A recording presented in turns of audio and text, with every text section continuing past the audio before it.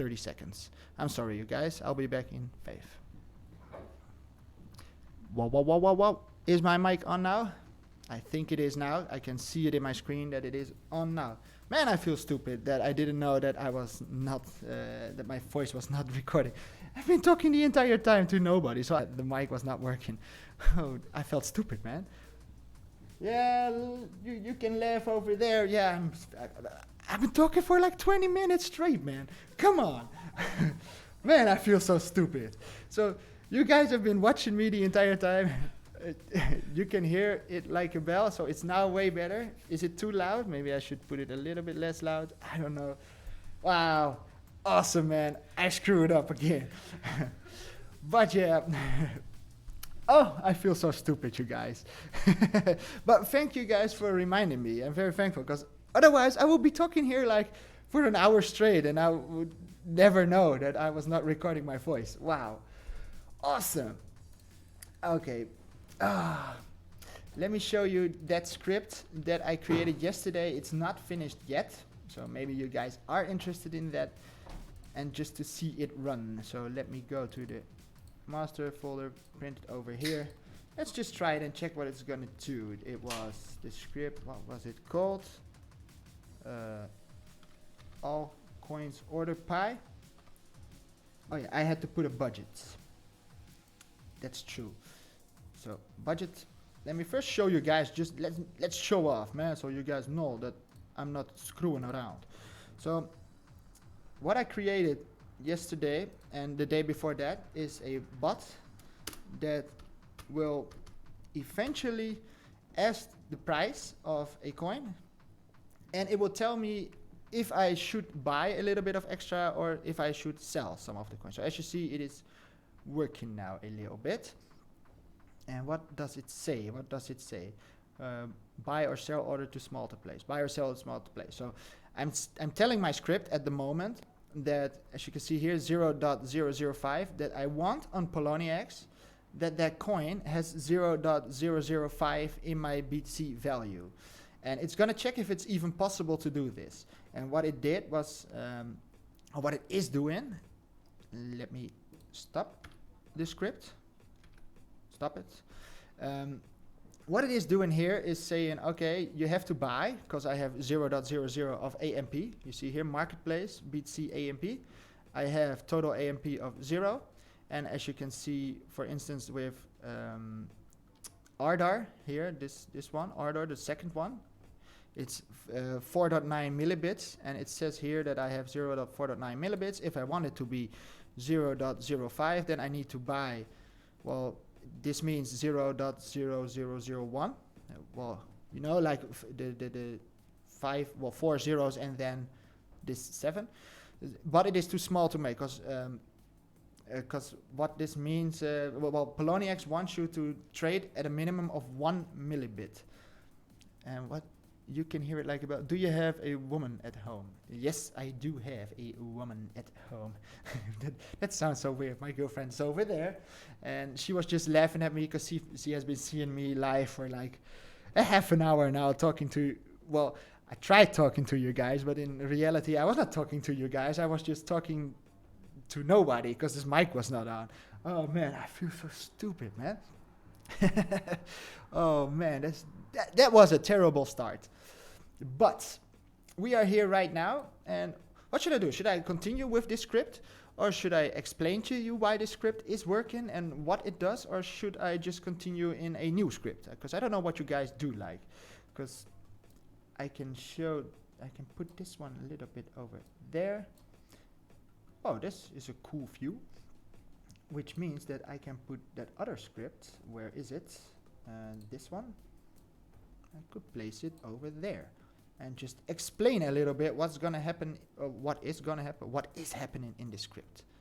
How do you set the minimum and the maximum? What do you mean with the minimum and the maximum? Because in my situation, my trading situation is that I usually like to prefer to spread my risks amongst all the coins that they have on a market. So play the entire market. And the reason why I made this script, and it's not yet finished, I'm still working on it, but the reason why I'm working on it is because I think it was my first video ever on this channel, or maybe my second one, that I told the internet. I don't know if you guys saw it, but what I usually do is I like to have exactly the same amount of coins worth in Bitcoin on a certain coin and wait a day, and 1 day later you will see the change here, and that change would represent exactly what happened 24 hours before that. So if you would check back again always at the same time but on a different day, you will see exactly the amount of profit or loss that you have made. So for instance, if you would have bought 24 hours ago Dogecoin at the same time, it's now 3 o'clock here in my country, if I would have bought, for instance, $100 worth of Dogecoin yesterday at 3 o'clock, then today I would have made 15%, which means $15. And the same principle would apply for instance, this one, this Hunter coin, or what is this, GNT. It would say you have lost. If I would have bought for $100 yesterday, then today I would have lost $6.50 on that coin. And the reason why I prefer doing it this way is because it gives you a little bit of an idea how the entire market is moving, because you can get some small, well, unlucky situations, you know, that you accidentally buy a coin that is dropping like extremely and you lose a lot of money. So I think personally that it's nicer to spread the risk among a lot of coins. And of course, you can think of one coin, especially like, okay, I want to buy this coin a little bit more or a little bit less, depending on the situation. Look, for instance, if you check at this graph, it's the order graph. That looks promising, you see? It's a very promising script for short term, but also for long term, because, you know, it has been very high. It has been at, I don't know if you can read it, but it used to be, on one day, it was, well, 1/10 of a millibit, so 14,000 Satoshis. And at the moment, it is only 1,600 Satoshis. So it has been 10 times as much worth. I don't know. That's a weird way of pronouncing that sentence.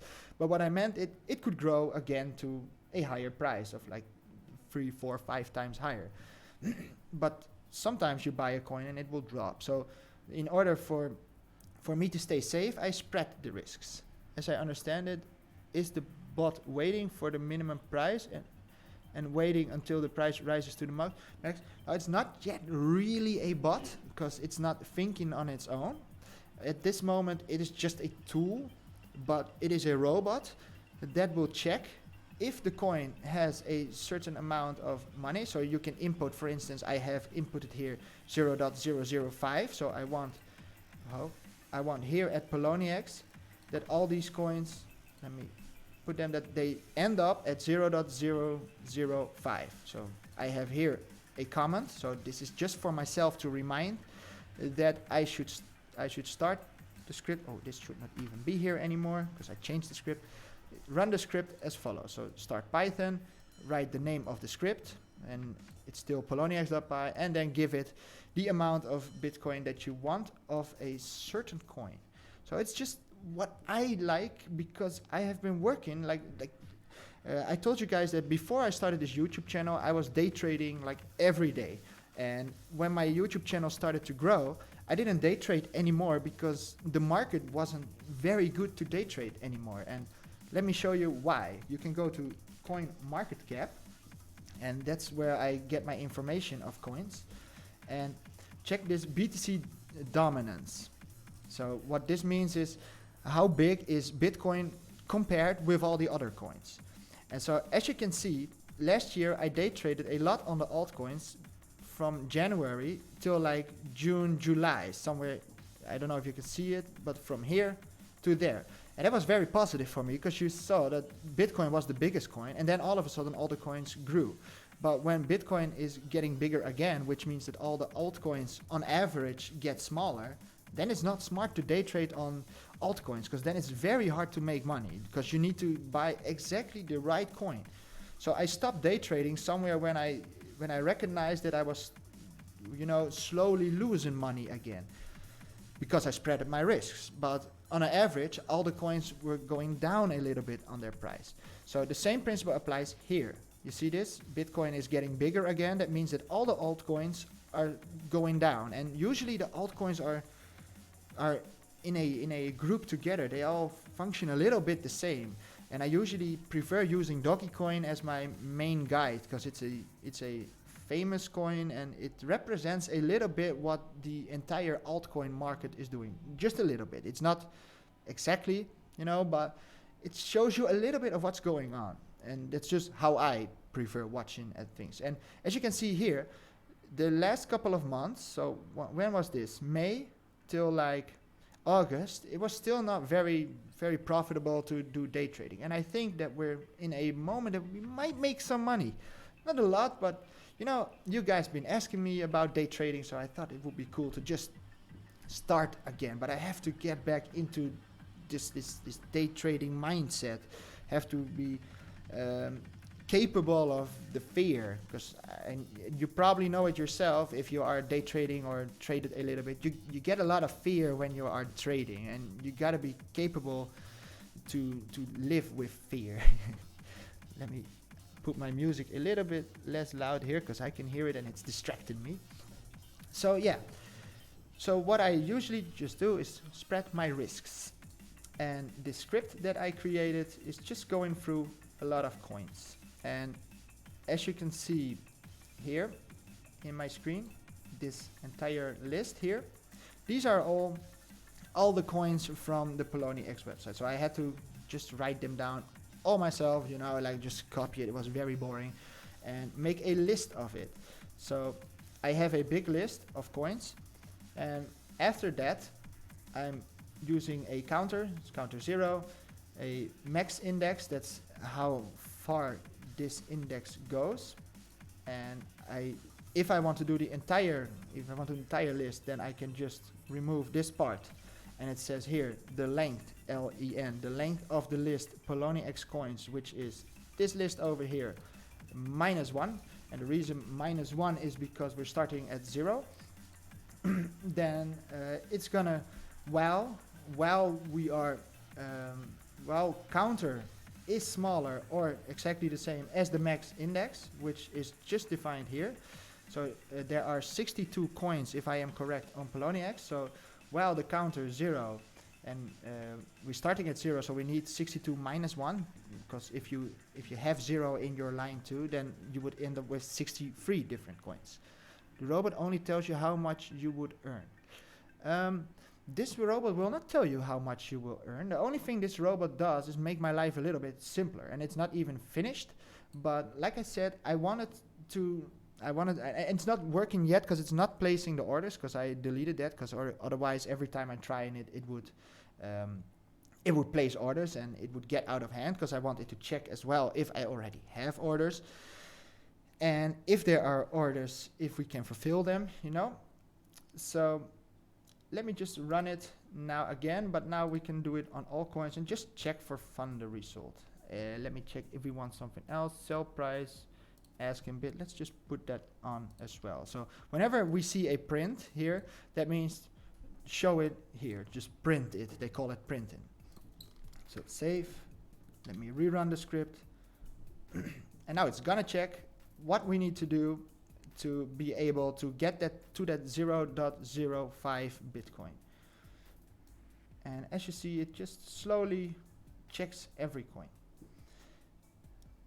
Buy or sell order too small to place. So I wanted it to say that whenever you want to buy something and it is smaller than 0.01. I'm finishing work, have a nice code writing. Well, thank you, man. Have an awesome day, and I hope to see you soon again. Yeah, I'm a little bit thirsty.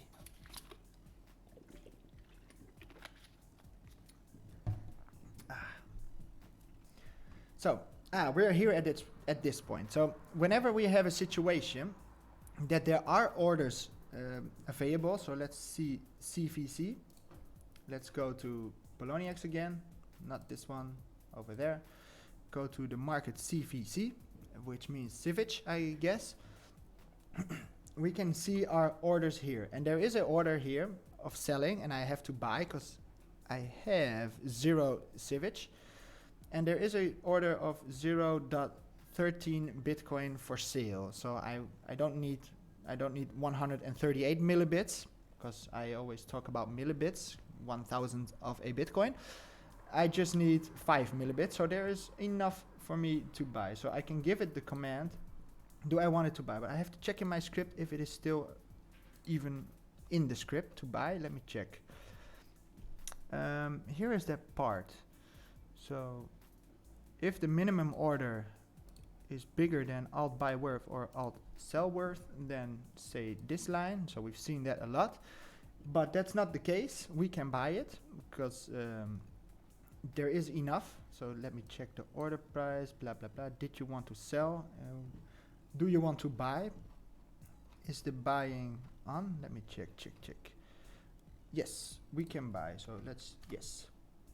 Buy complete. Fit it in the first ask. Why is the script stopping at 10? That's weird. I didn't expect it. So you see, I'm still not completely finished. I expected it to continue, so it stopped for some reason. It stopped after this line. If I have bought it, why is it not continuing here? Well, let's just check what happened on the Civic page. Did I buy it or did I not? Yes, I did buy it. You see? 0.049, so it is bought. And there is still a little bit over. I don't know if that's a way to say it. There's still a little bit that needs to be fulfilled. That order is not completely done. So this is my buy order here. That's the rest. So it didn't do exactly the 0.005, but we still need to do a little bit. But as we can see here, my trades, here you can see it's on this server it's 17 past 1, and here in my country it's, well, 2 minutes ago was that time, you know, because we need to think of 2 hours. You need to, how do you say it, subtract 2 hours from our time to know the time on the PoloniX website. And for you in your country it might be a little bit different. There was a fly on my screen. So yeah, let me just continue playing around with this. So I don't know exactly why my script all of a sudden cancelled here after the sell. So I said buy complete break. I think I have to do the break here, because if I remove this break I get in trouble. Let's just watch this script. Let's close some things. Well, counter max pair.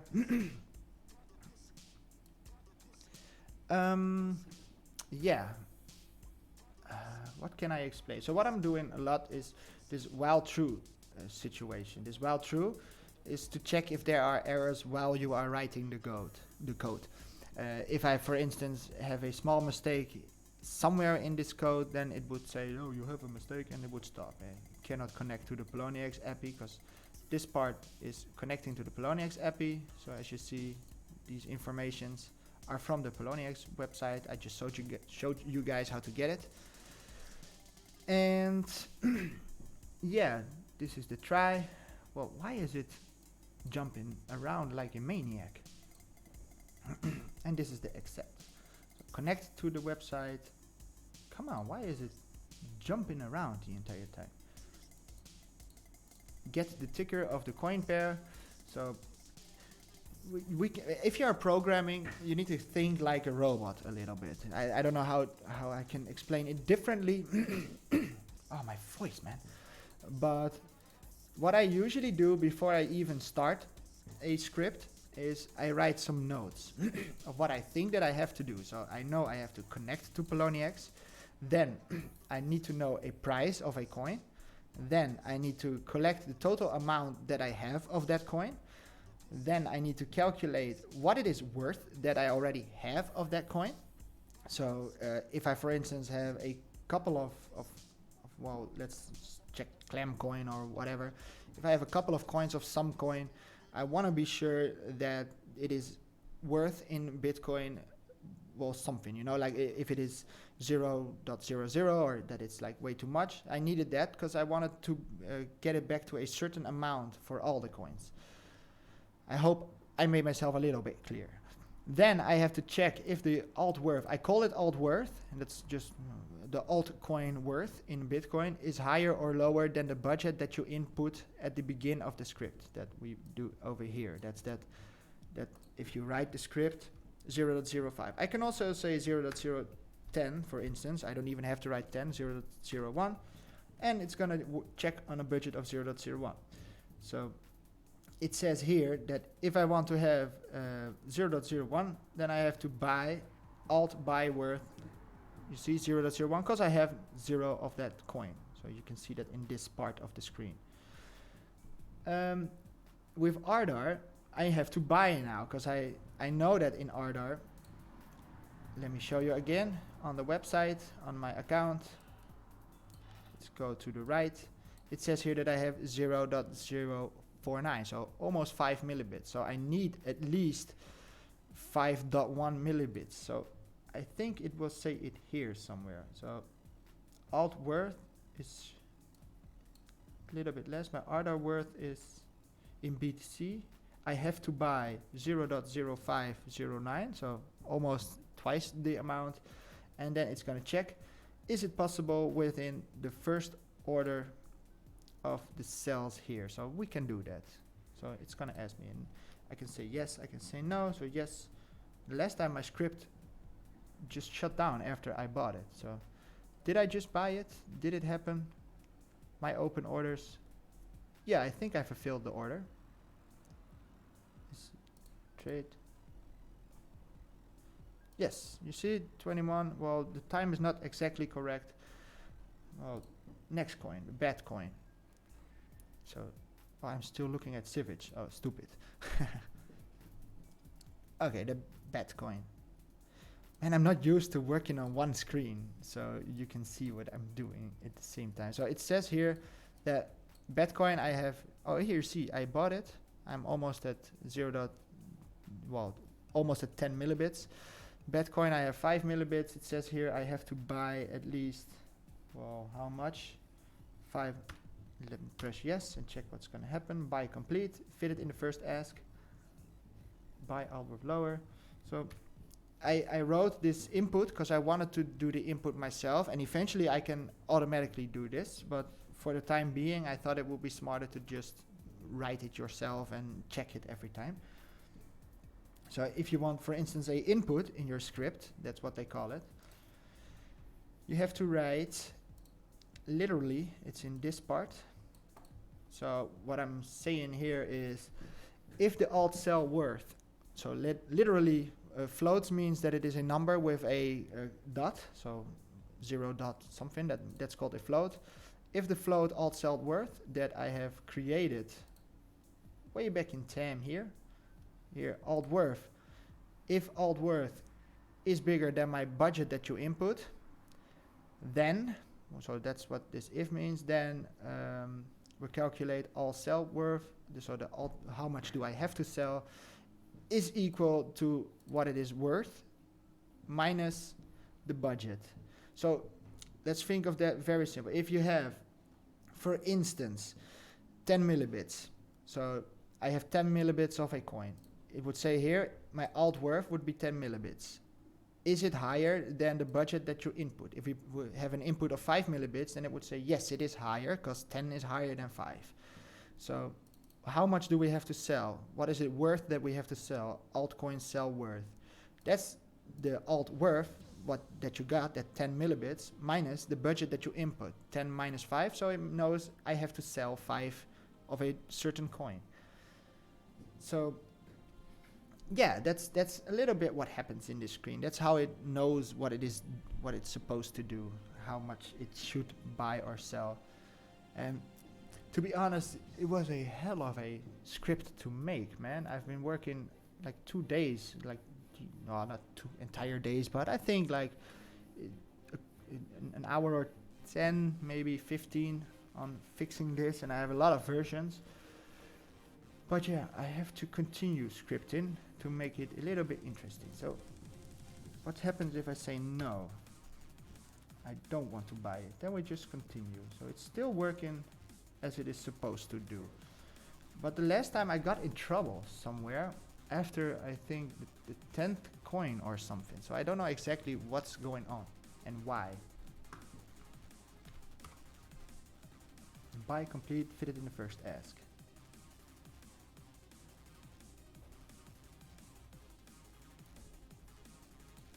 Okay, okay. There's still someone here. Still a viewer. Awesome.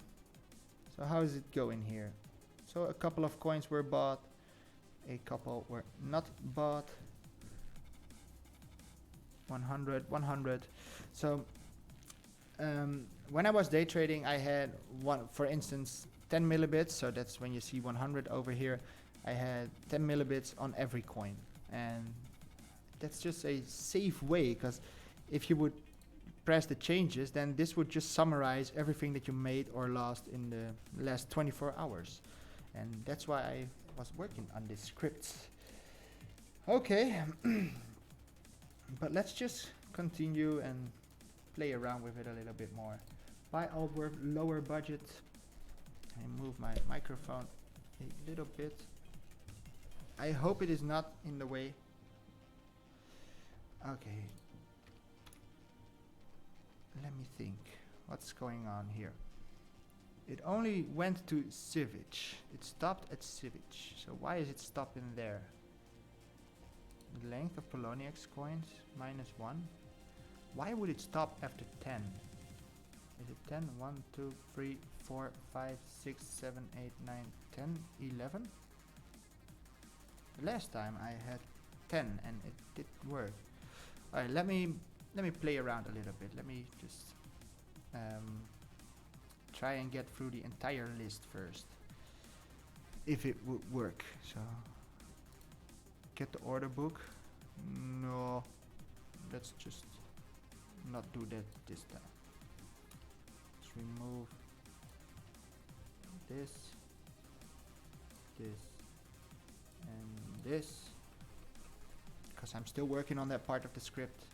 And let's just grab that last part of my script, that while true here, and let's just make a big comment out of it.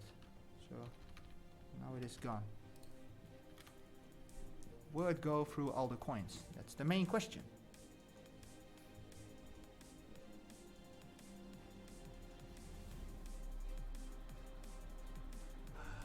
Oh!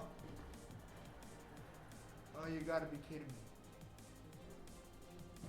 You gotta be kidding me, you guys. You know what happened? Why it's not working the way I was hoping it would happen, as I was hoping it should work. If you see here, this is not the script in the folder. So, damn it. Damn you! I wasn't opening this file here. I was opening, the wrong file. It's still the same file because it is a copy, but all the adjustments that I made were not working, and now I understand why. So this 10 should be deleted, and now I expect it to go through the entire list. Oh, that was very stupid.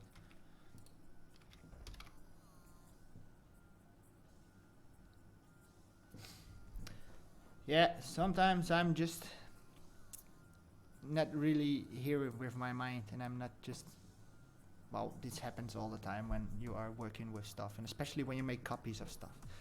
So, do I want to sell? No. Awesome. So what I wanted to do was just get a list of all the coins, just to make sure. And this time I am working in the right script. Damn it, man. I feel stupid. Whoa, what happened? Oh, whoa. I didn't know that I could do this. Whoa. That I could zoom. Oh, not the wow. Well true, well true, well true, well true, well true. And I wanted to stop this last wow. 1, 2, 3. And here, 1, 2, 3. Let me stop it and rerun it. 0, 5, whatever. Yeah, now it's a little bit. Now it's not checking the. Now it's not checking my my order book. So now it's probably gonna go through the entire list of Poloniex and just say what I need, if I have to buy or not, if I have to buy or sell. You see, alt sell worth, alt buy worth, and that's just a calculation on how much do I need to fulfill that 0.05 amount of Bitcoin, you know.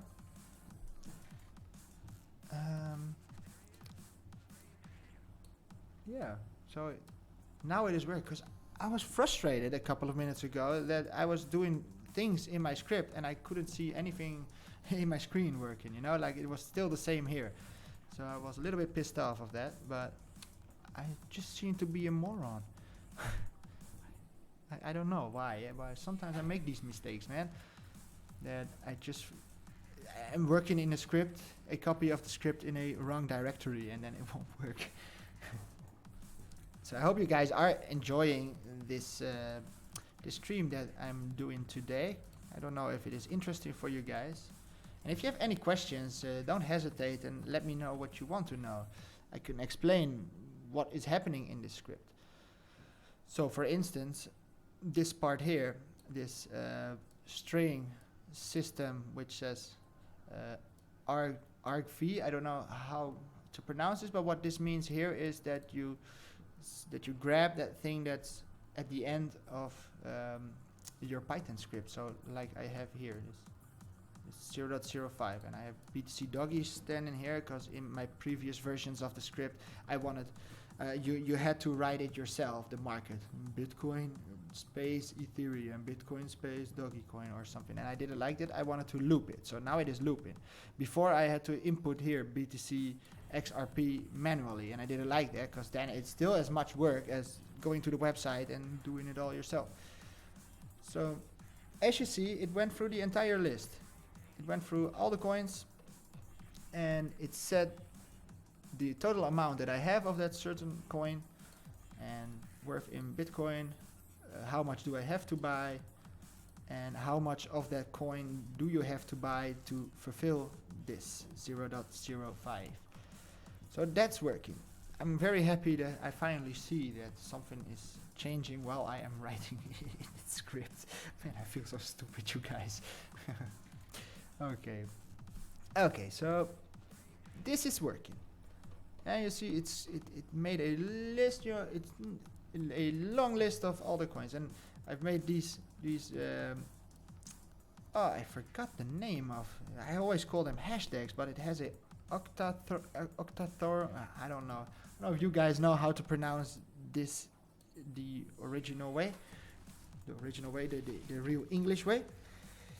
Okay, where was I? So yesterday I created this script. I created it from, let me show you, you have seen it before. Oh, wrong folder. My bot scripts I started with, I think it was this one. So this one is, it looks a lot alike. It's a lot alike, as you can see. It has a little bit of the same, but the difference here is that this was the original script that I was working on. So you see this one is way bigger,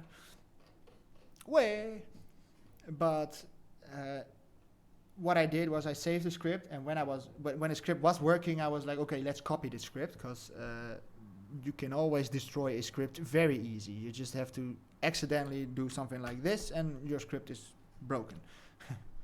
So let me show you the difference between the scripts. So close down, I need to have, oh, it's called PoloniX. Well, let's rename it PoloniX underscore single.py,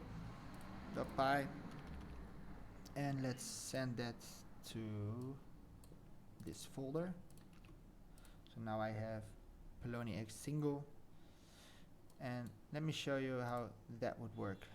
So here, instead of AllCoinOrder.py, we're going to use the PoloniX underscore single, and let's run it, and we get an error message. So what happened? PoloniX single, let's open it. Price, it doesn't exist anymore. Keep it in the editor. No, I want this Poloniex single. So, what happened here? Well, the first thing that we do is we open the script and we want to check if there's user input. First, check for the user inputs.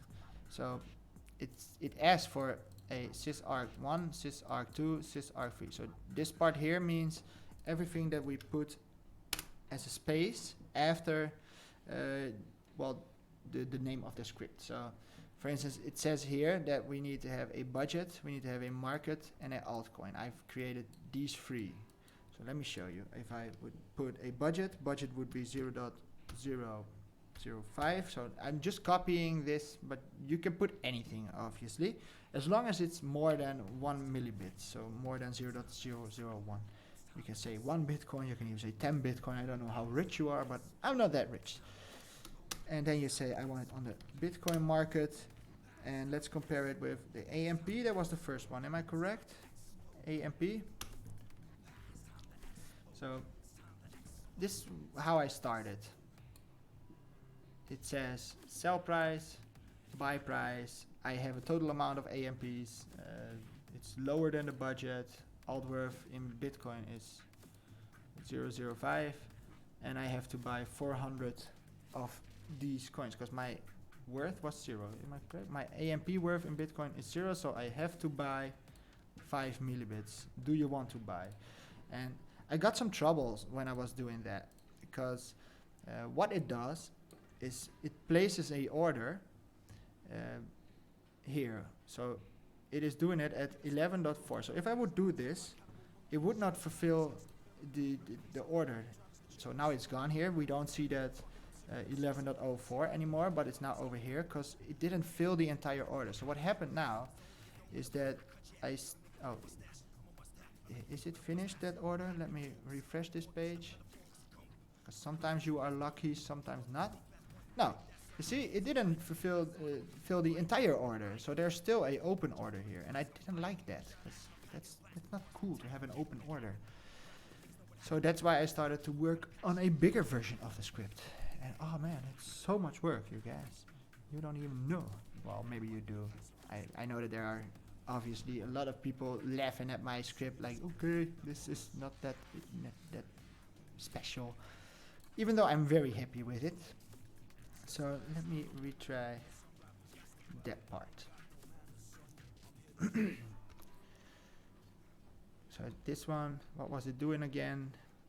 It was looping through all the coins, so I don't want it to loop through all the coins at this moment. It's way too much to wait for that.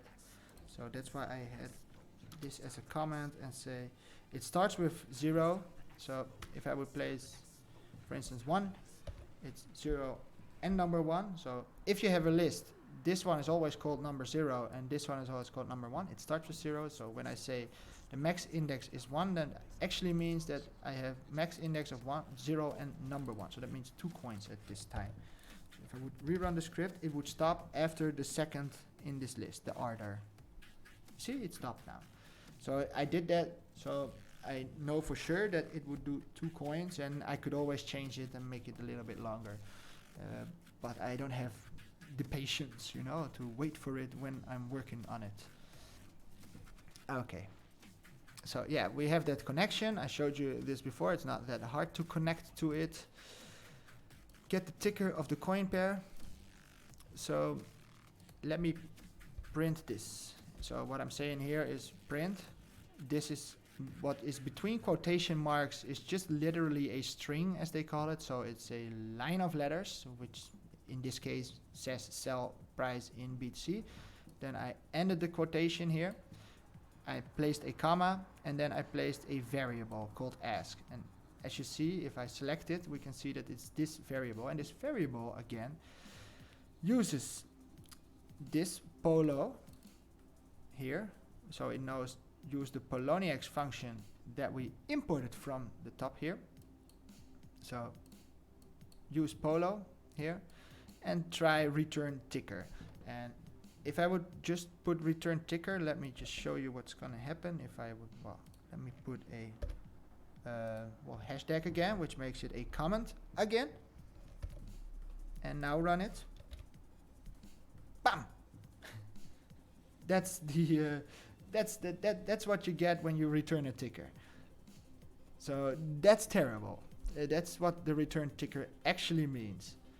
So it gave you all the tickers, all the prices, all the information of all the coins. Let me just make it a little bit. Oh, that does not help. Let me just rerun it. Bam. What happened here? Sell price in BTC. So this is that line that I wrote over here. And then it made that ask, and ask without the coin pair and without the lowest ask gives you the entire list. So let's say we want to use that pair, and the pair was created here. So a pair here is BTC as just a string, the letters BTC underscore, just like they wrote it here. You see BTC BCN, and later on we see here BTC BTM. So I said I want BTC and I want to plus, that means connected together. Altcoin, and altcoin here is being created from this entire list that we have over there. So it's looping, that's what it does, and every time the loop is how do you say it? It starts again, that loop, and then it changes from first loop, second loop, third loop, and that all happens within this while counter. So while, if you go all the way down, all this script is being looped, and every time we get to this point, counter equals counter plus 1. So it says here counter is 0, it starts with number 0, at the end of the script it goes to number 1, then it goes to number 2. So that is how it knows to loop, you know? Hey, Mr. Nyan is here. Hi, I'm live. Smash the like. Woo! Awesome. Bam! Smash it, you know? Always smashing the like, man. Like a brute Shrek or something. Like a smash. So, I can show you what happens when we rerun this part of the script. So, we don't even have to use the rest of the script yet. Let's just close it and let's focus on that beginning. Let's just focus on this part here. But now instead of I can show, let me show pair first. So I can, oh, it's already here. Print my market name equals pair. So that's this variable here, and we see it here. Market name is BTC AMP.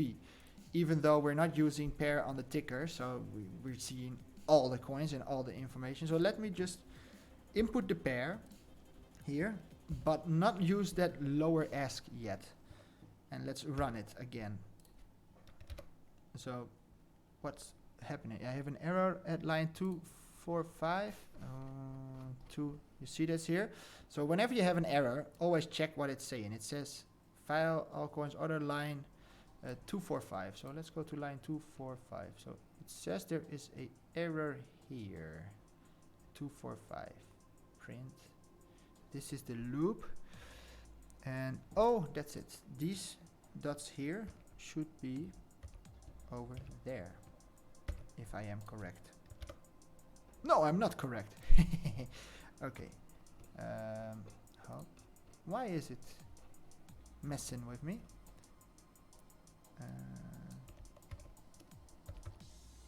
Well, true. Well, true. Let's go all the way down. Can't finish the order book, exit. I thought it should work now, but oh, it is working. So the difference now that we did up here, so let's go back to that part of the coin, of the code, sorry. What we did here was we entered the pair first. So if we would not put the pair, you saw this entire list. So let's just check here that list, BCN for instance.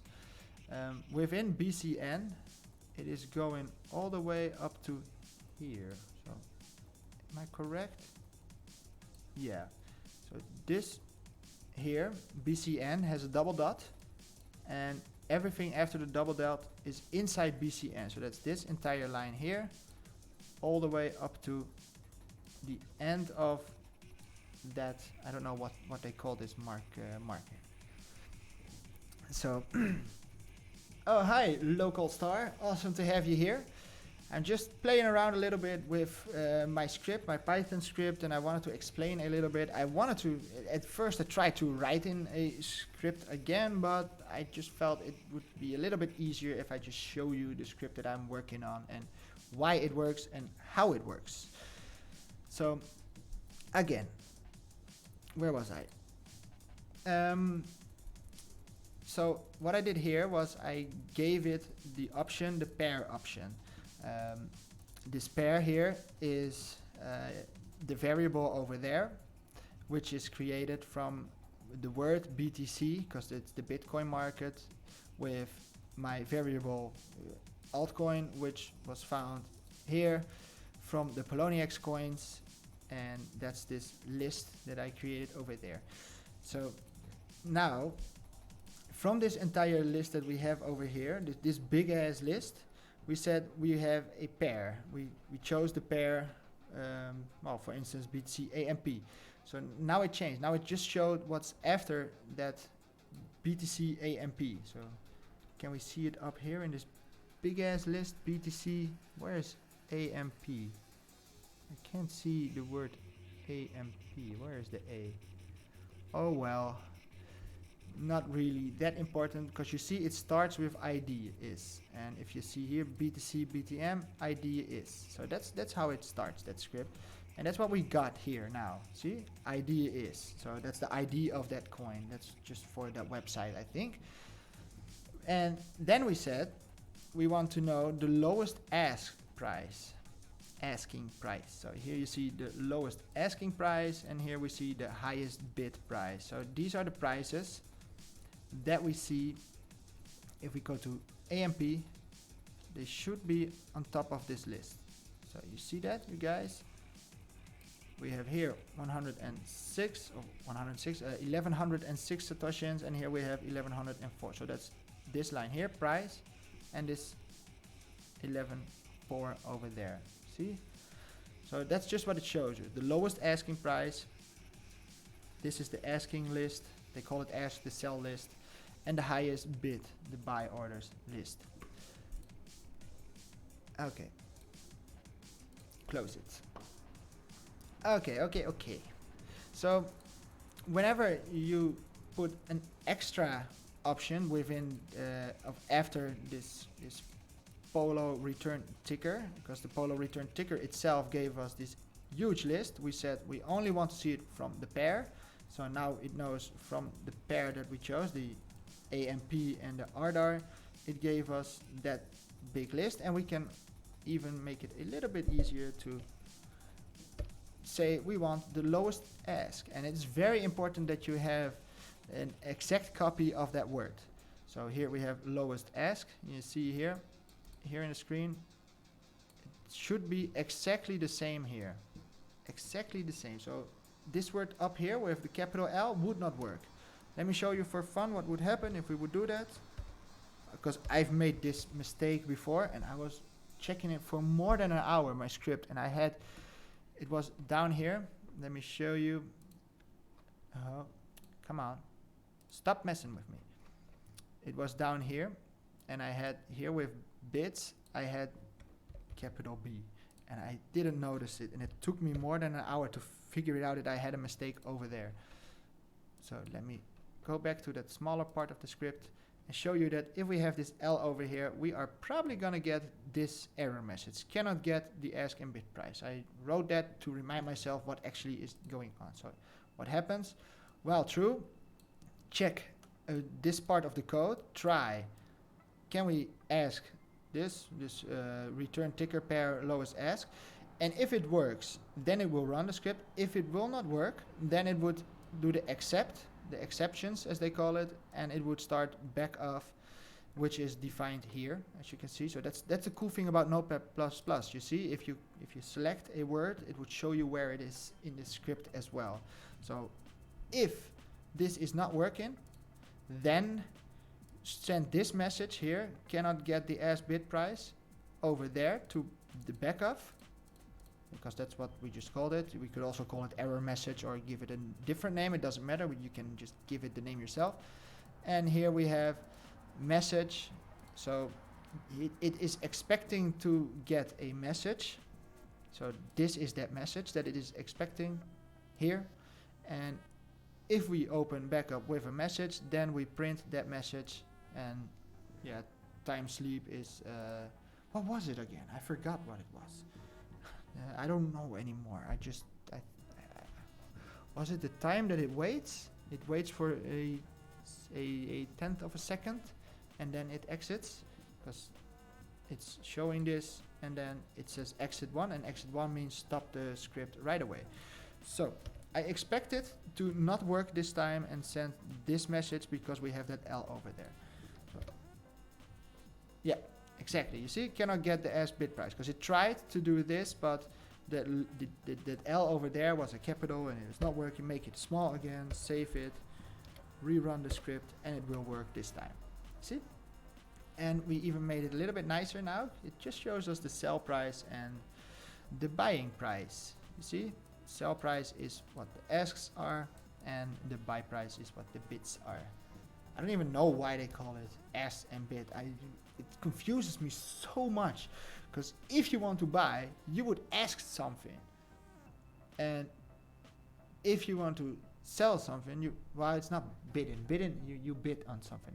Can you guys explain it, why it is bidding and asking? I just think it's so weird. The only thing I do to remind myself is bid has a B and buy has a B as well. So that's how I remember it. But it's so hard to. I always get confused. Okay, so that part of the script is working. So we have a looping script for more coins. If we would say not one, and we would just put this again, we get the entire list, we get all the prices, and it's not doing anything with the budget yet. You see, it keeps on repeating this script. This while counter is smaller than max index, then run this part, the script here, and at the end of this part it says, okay, counter is now counter plus 1. So we are now from 1 to 2. We're going to 3. So every time it goes through the script, at the end we rerun this part from while. It's only this part that reruns it the entire time. So that's a while loop, as they call it. And that while loop just loops, but every time it's at the end of the while loop, we say, now loop it with the coins counter plus 1. That number 0 for the first one. At the end of the loop, that 0 here changes in a number 1, and then in a number 2, and a number 3, and it knows that this is 1, this is 2, this is 3. So we could even print the counter before so that we can see it. So let me just show you if we would hashtag, if we would make a comment of this. Now we won't see this sell price in BTC anymore, but we're just going to show the counter. So just print space and just print counter. So what I expect to see now is the name of a market and the numbers of these indexes. I'm not sure if it will happen. 0, 1, you see? It counts now. So that's what it does. It starts with counter is 0 here, and it will continue till the max index, which is equal to the length, LEN means length, of this how do you call it? Not string, this list. So this is a list, a string of letters, and a string means a line of letters, numbers, and it's not like a number, so you cannot do a string times a string.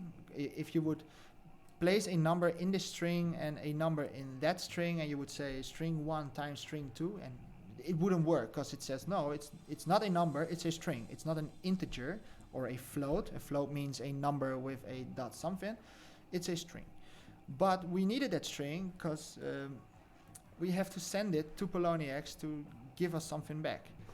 So now you saw that it just goes through the list of all the coins, and it starts with 0. So AMP is 0, Ardor is 1. That's how that's the principle behind it. And as you saw, we set print here, print the counter, and because we had counter before counter, it shows first the number of the counter. If we would place it after the counter, it wouldn't be right. We could even make a copy of it and place it after counter. Now it would show us 0 and then 1, and at the second loop it would show us 1 and then 2. See, 0, 1, 1, 2. So as you see, the placement in the script is very important on what it does.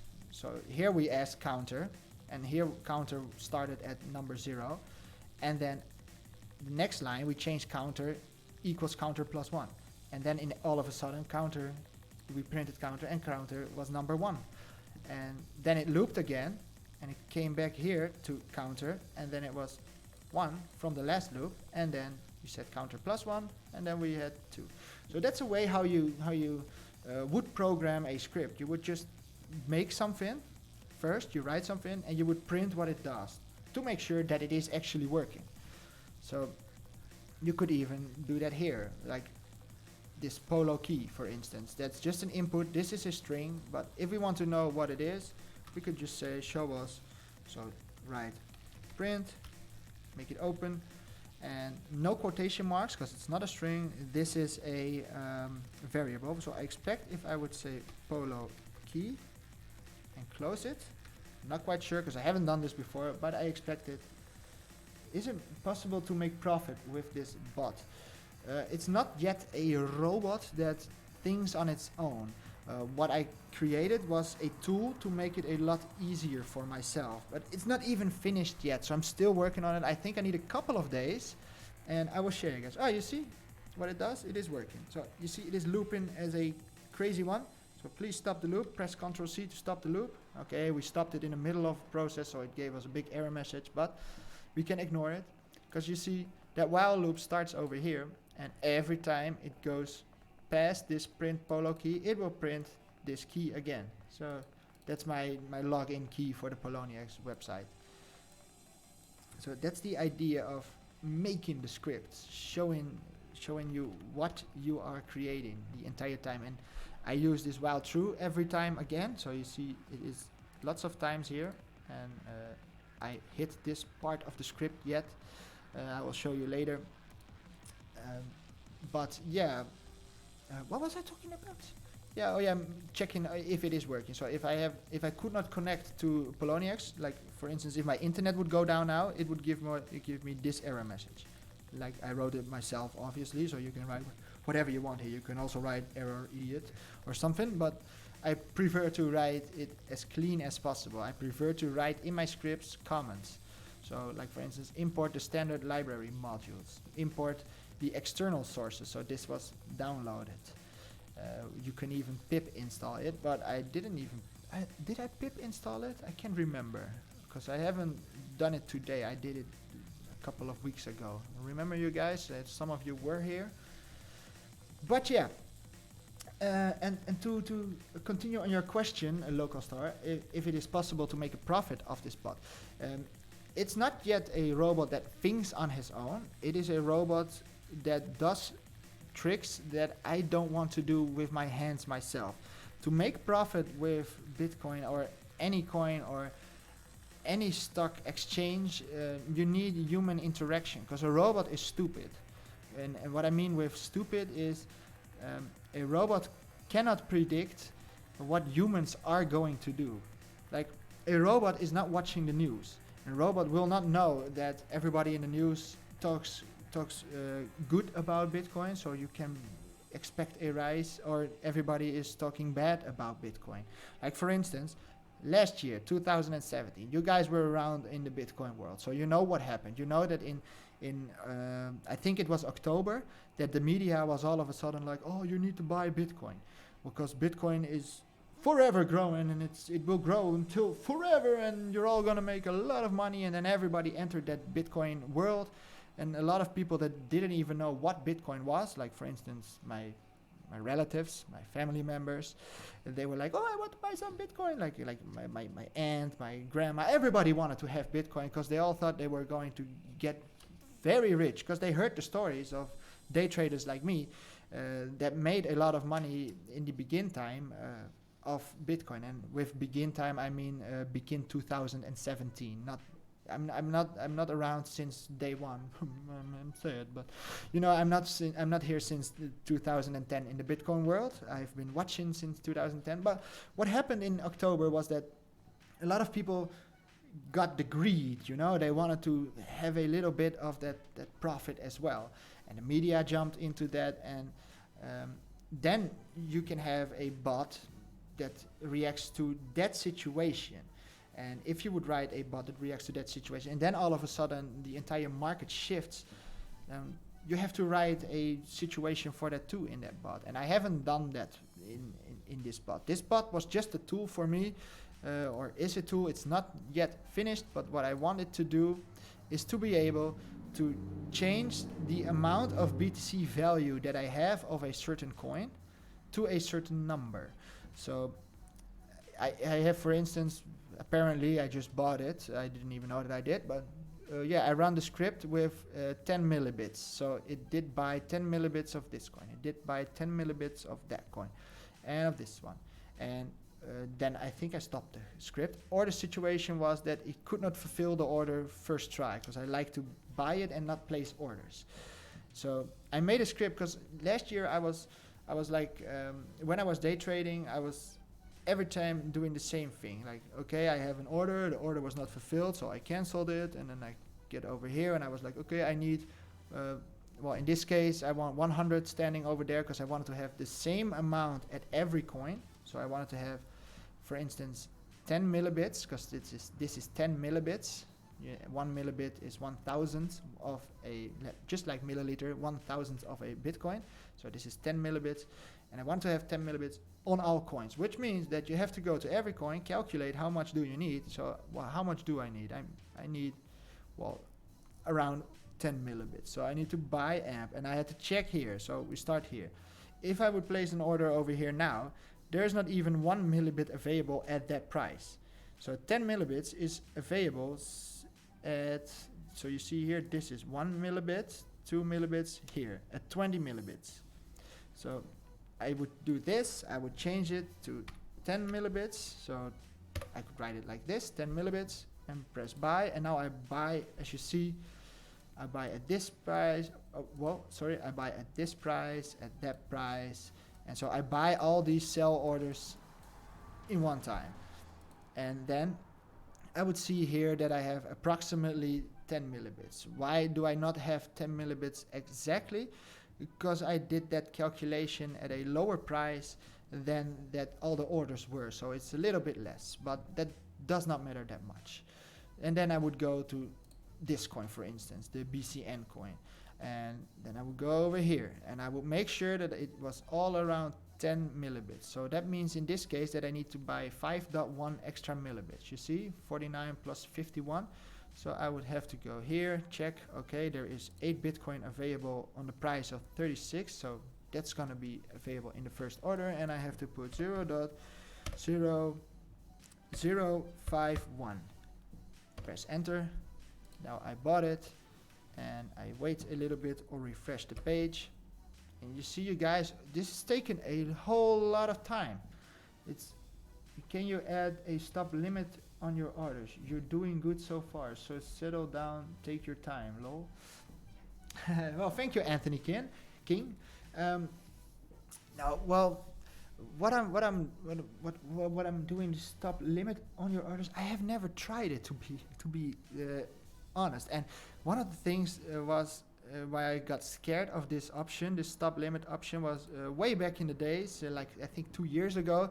Poloniex had a big, back end crash, you know, like in their database, and something happened with the stop limit. And what happened? Eventually, everybody got their coins back, but you would place a order, and if you would cancel that stop limit order, you would not get the coins back. And so everybody panicked. So I had a big panic then, because I had a total amount of $10,000 worth, and that was everything that I had at that moment on the website, and it was all gone all of a sudden. And I had to wait for a couple of days, and that was so scary.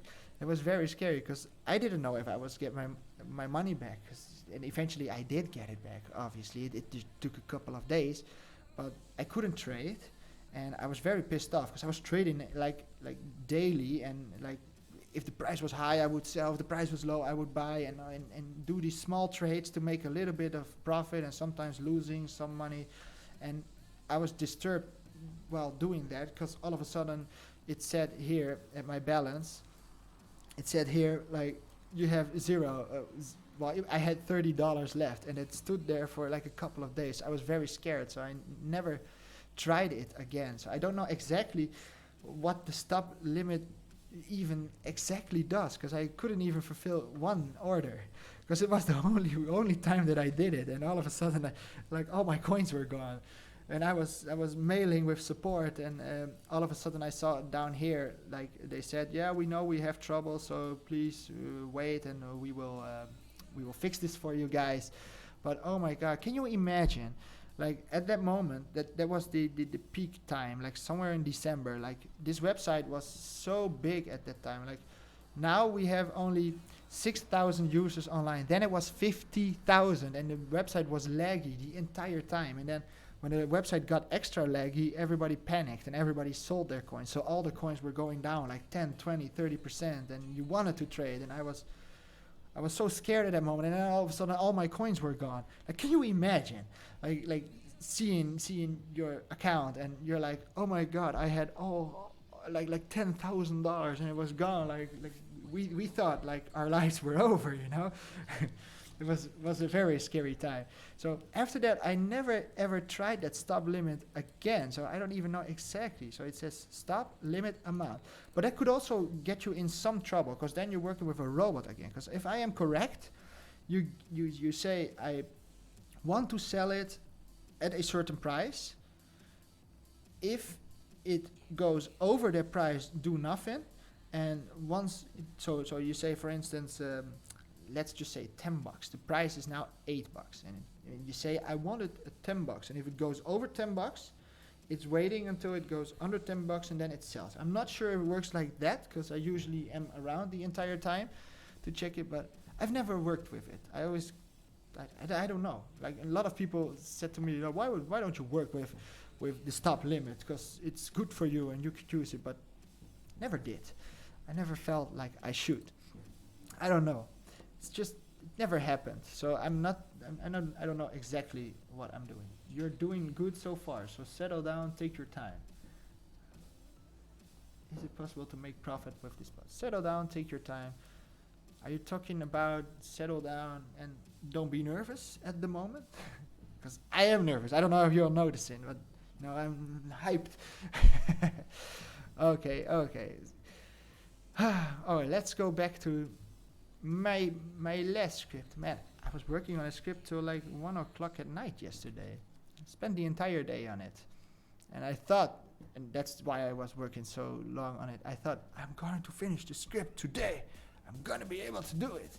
It's just one more thing. And I said that to myself at like 7 o'clock at night, and I was sitting at 1 o'clock later, you know, like 6 hours later, I was still sitting on the computer.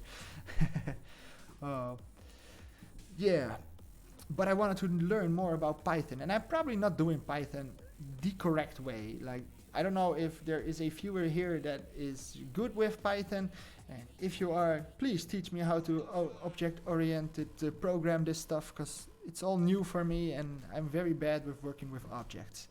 So that's a little bit new for me, and maybe you're here and you're like, what the hell is he talking about? What the hell is an object anyway?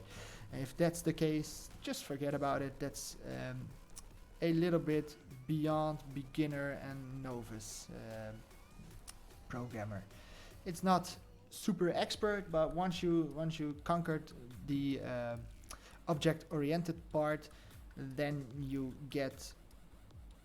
become a real programmer. I think that's how you can see it.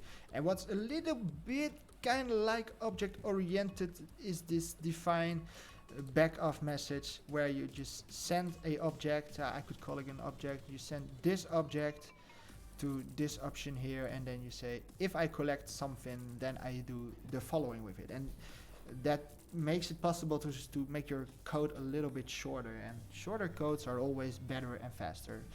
But in this case, I'm learning just like you guys, and yeah, who cares that your script is not perfect, because it's not a huge program yet. Well, I say yet, but I think I'm never gonna make it a huge program. But maybe you're interested. I told you guys a couple of times before, I learned a lot of my programming, like almost everything, from this Solo Learn website. And the last time I was working on that Python bot, I was just starting with it.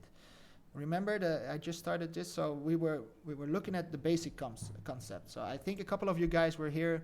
I'm not quite sure, but if you do want to learn Python, and I see that there are 5 people live at the moment, so if you do want to learn Python, check definitely out this SoloLearn.com. This is not an ad or something, because I don't have anything like ads or something. Oh yeah, and talking about ads, I finally unlocked the YouTube. How do you call it? Monetization. So YouTube. I just wanted to show you guys. I usually press here, so I don't even know why I did it. That I am making a little bit of money.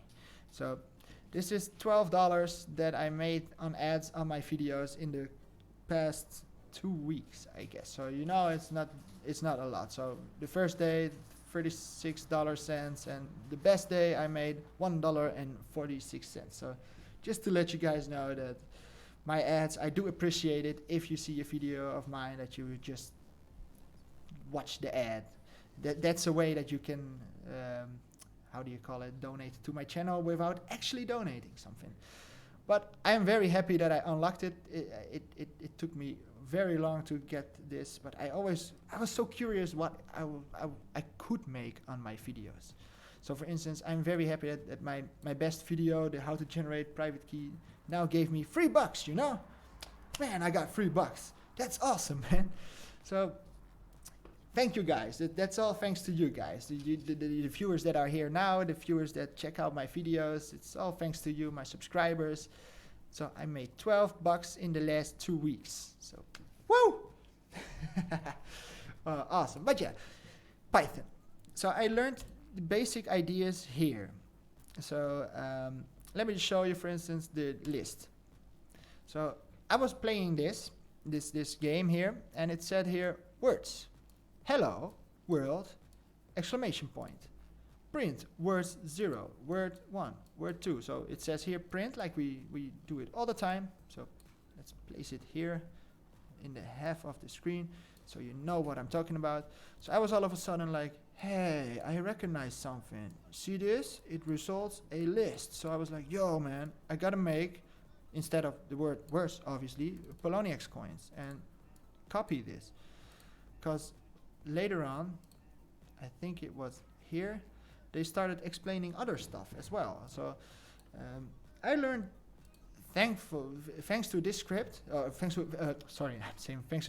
to this game, that it is just a game, because you get questions. You see, I've showed you guys this before. So print nums1.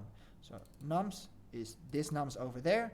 Print number 1, and I don't know if you remembered it, but I showed you here. It starts with 0, then 1, then 2. So this is number 0, number 1, number 2. It says show 1, so that means it must be 4. And you see, you get correct. If you don't know the answer, you can check the comments, and you would probably see here 5 equals 0, 1. You see? So it's a way of playing and learning while playing, and you can try it yourself. So that's also a way you can put a little bit of the script over here, and it says print an empty list. Oh, let me go full screen. If you run this script, it would just print the brackets. If we would say, hi, my name is Omar, quotation marks, and then run that script, I expect it to say, hi, my name is Omar. You see? So you can just play around on this website and learn to work with not only Python, like today we're talking about Python, but we can also do that with other, let me just full screen it again, with other codes. Where is my account? So close this one, leave it. This is my account. And as you see, you have C++, CSS, JavaScript, HTML, PHP. I'm working on Python at the moment, as you can see. I'm halfway there. Here we have SQL, Java. So I don't know if you guys know what it all means, because maybe you're like, I don't know what this is all about, but let me show you. HTML is a scripting language. What's kind of like a scripting language, but it's to give a little bit of placement of text and stuff. That's what we use for the internet usually. But not only internet, you use HTML for instance, the graphical part of an app on a Android device as well. And you do that in combination with CSS. CSS is I don't know what was the exact name of CSS. Well, CSS is more about colors, fonts. Oh, I didn't even want to show you this. That makes no sense. I wanted to go to the course. CSS is more about designing stuff, like literally designing like small things. This would be in CSS. This fact that my mouse would go over something, but it could also be JavaScript, this language. But if you are into programming, then my advice would be to start with something like HTML or CSS. So where was it? HTML, CSS, and gradually work your way up. PHP is very easy as well. PHP is server scripting. That's for the back end of a website, for instance. So if you would only use HTML and CSS, chances are very big that you make a website, and every time when you change something on that website, you have to literally change the code of the website. In PHP, you can give some commands on your server, like for instance, check the IP that's logging in, start a session.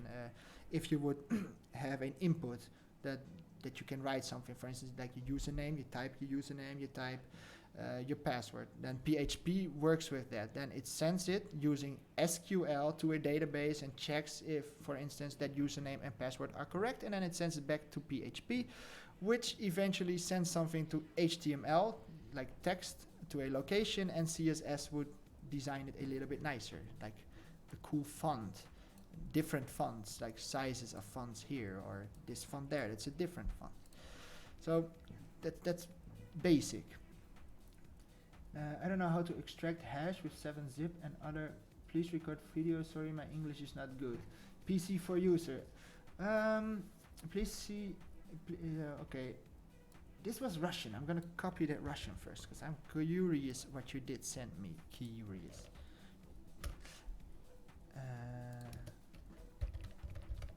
Translate it. Computer channel, ik kijk je broer. You are handsome. So for you guys that do not know, let me put it to English. The computer channel, I watch you, brother, you handsome. Oh, thank you, man. Oh, awesome. You're asking me, oh, the computer channel is your name. Ah, okay, so you're asking me, can you please in the next video show how crack 7-zip? I don't know how extract hash with 7-zip and other M. Please record video. Sorry, my English is not good. So let me think about. Are you asking me? You're asking me to extract. I don't know how to extract hash with 7-zip and other. So let's go to Linux. I'm just gonna take a break and I'm gonna check what this question actually means. So Linux, Kali, for instance. I remember I'm just doing this to ask you what you exactly mean. Do you mean this part here to check this hash that you have with a download, so that you can check if that download is the correct one, or am I totally off with what you're asking me? Because that could be true. Because if you're asking me how to brute force, for instance, a 7-zip file, I wouldn't know how to do that. But the hash checksum, for instance, that I can teach you, but not at the moment because I don't know exactly how to do it from my brain, you know, from scratch. I'm sorry, I'm getting way too off topic, but let's go back to where we were. Let's just go back to, I was telling you guys how I learned my Python skills in a couple of days. So I wrote this script, and it did take me a couple of days, but remember the last time I was live with Python, I was like, I don't know what the hell I'm doing. Remember, I don't know if you guys were here at the end of that live stream, and eventually at the end of the live stream, I was like, okay, I'm gonna give up. We're gonna do these basic concepts together. So we did this together. Remember that we were talking about, well, what is Python? How does it work? What's the difference between Python 2 and 3? And what are floats? Like, what are float numbers? Floats are just numbers that are not integers. What's an integer? Basic concepts. But the basic concepts of Python is generally kind of the same like the basic concepts of all the other languages, because almost all the program languages have the same basic concepts, you know, like what's a variable, what's a float, what's an integer, and stuff like that. And later on I worked on this part, so the if statement, so very important if statement. If something is happening, then show us this, and if it is something else, then do the following. Yes, brute force 7-zip with password in your next video, please, in Windows OS, thanks. Brute force 7-zip. I think that, I'm not quite sure, but don't you think that that's possible with Hashcat? Like, I don't know, I haven't tried it. Let's just take a break of Python, because I'm quite sure that you guys don't mind if we would. And let's check Hashcat again, because a lot of you guys did enjoy it when I was working on Hashcat, remember? Let's go to this folder, so press change directory, right mouse click, enter. Now we're in Hashcat, and let's open hashcat64.exe with a help window, and let's check it. So you were talking about 7-zip, so I don't know if it's in here. Hashes, blah blah blah. What do we have here? Is there a 7-zip? Ah, here's 7-zip.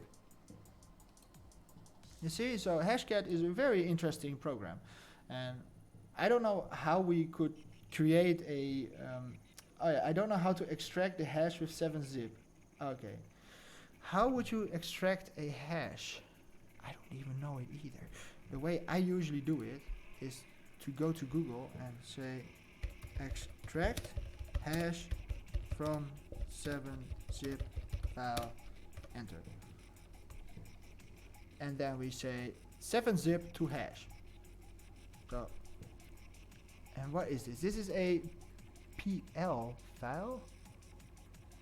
What is a PL file? 7-zip Hashcat. I have to figure this out first, because I don't know yet. But maybe there is a script in a other language as well, because I don't know what a PL language is. Oh, Perl. Okay, Perl. So you have to run this script using Perl. Man, that's a big script. I thought my script was big, but this is 3,000 lines. Wow. Okay, so you run this using Perl. So, is there any information on how to run it? Let me check. Salts, blah, blah, blah. The fields in this form are separated by $signs. 7-zip. I'm not familiar with Perl, so I don't know exactly what is in this script. I'm just looking and hoping to find something that I will understand. But I have never ever worked with Perl before. Perl is also a programming language, but I haven't got the time to get into that. And I didn't need it, so I never tried it. But I expected that if you would run this with Perl, and usually on many systems you run something with Perl if you have Perl installed just by writing Perl space the name of the script, and I think that after you put the name of the script, you put that zip file hash, not the hash, but you put the name of the zip file. And so it would, I don't have a 7-zip file with a something. But remember on my Hashcat video on the Bitcoin wallet, we opened a script that would get a hash of a certain file of that wallet in that case. In this case, we would probably get a hash of Perl. of Perl, a hash of your 7-zip file. And we used Perl instead of this Bitcoin to John file. And do I have my hash example list? Yes. So what was that hash again? That hash was, I selected it here somewhere. It was 11,000 something, if I am correct. 7-zip, 11,600.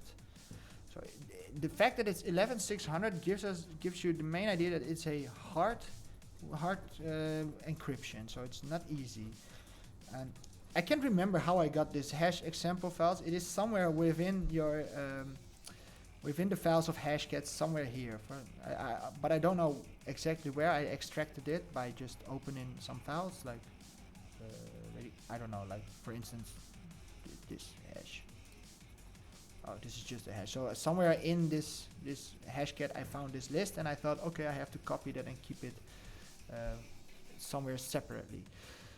So a 7-zip hash, as you see here, would look something like this.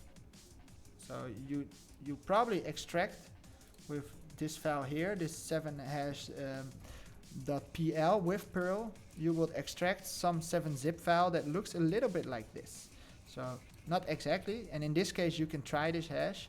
So we can make a new hash list like we did in the tutorial, call it the 7zip hash.txt, and in this hash we would have, or in this file we would have, for instance, copy,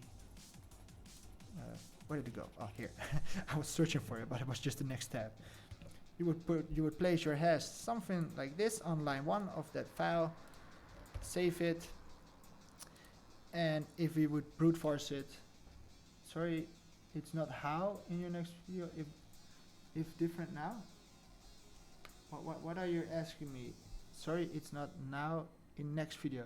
Yeah, but I just wanted to give you a main idea, and in the meantime I would figure out how to do this. You know, it's not only for you but also for me. So I would expect that it would work if we would run hashcat, say we want a brute force, that was number 3, we want the hashing, what was it, 11,600, am I right? Can't remember. Oh, it was 11,600, yeah, true. And then we say the hash file, which would be hash example list, no, hash example, I'm stupid, 7-zip hash, 7-zip hash.txt, press tab to do this, and then we would say, for instance, the password was hashcat, so hash, I'm just hashcat, well, exclamation mark, sorry. So because I know the first couple of letters of this word, I'm just gonna write the first letters, and the last 2 letters are gonna be from this L list, capital L, and it's starting to brute force it. So it's gotta be something like this, you know? So I have to figure it out. So it did crack it. You see hashcat, and the reason why it tried, as you see here, the word hash, HASHC, was already as an input, and only 2 more letters were tried. And it tried it at 5,000 hashes per second. So that's not very fast. But you see, it would be something like this, but you need Perl to extract it from your 7-zip file. So I don't know, I just wanted to show you guys, you know, because now I know that I do know, and now I know that you guys know. So yeah, let's get back. Oh, there's something in my comments, I don't know. C'est facile to IC, I don't know, from Seba. I want to know what it means. I have no clue. Translate. Help me out. Roemees, what do you here? What I was doing was explaining how to use hashcat to brute force a hash of a certain file. And in this case it was about a 7-zip file, and I just showed the example. So you can play around with these examples, of course, to learn how to use hashcat. But I wanted to get back to my script again. So is it still open here? Oh, it is still open. Nice. PoloniX Altcoin order. That's this file. Save it. So it's the scripting. Give me my window back. I have to go back to this folder. Copy, paste it. So press CD for change directory, space, paste the list. Now we're in this folder. Am I right? Yeah. Altcoin order here. That's this file. And let's rerun it for fun again to check what we were doing. Okay. So it is running again. And what is it telling? What was it telling me again?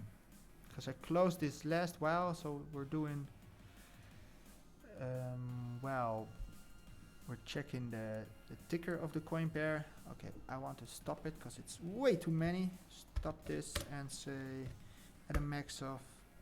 Well, let's go for 4 coins in total. So write number 3.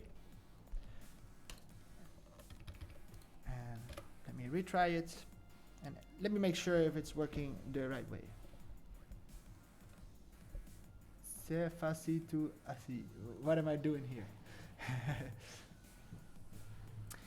Yeah, what I'm doing at the moment now was I was making last weekend I was working on this bot. So let me show you the entire bot. So it's all small, but this bot is made for me to do some actions. It's not even finished yet, but it's almost finished.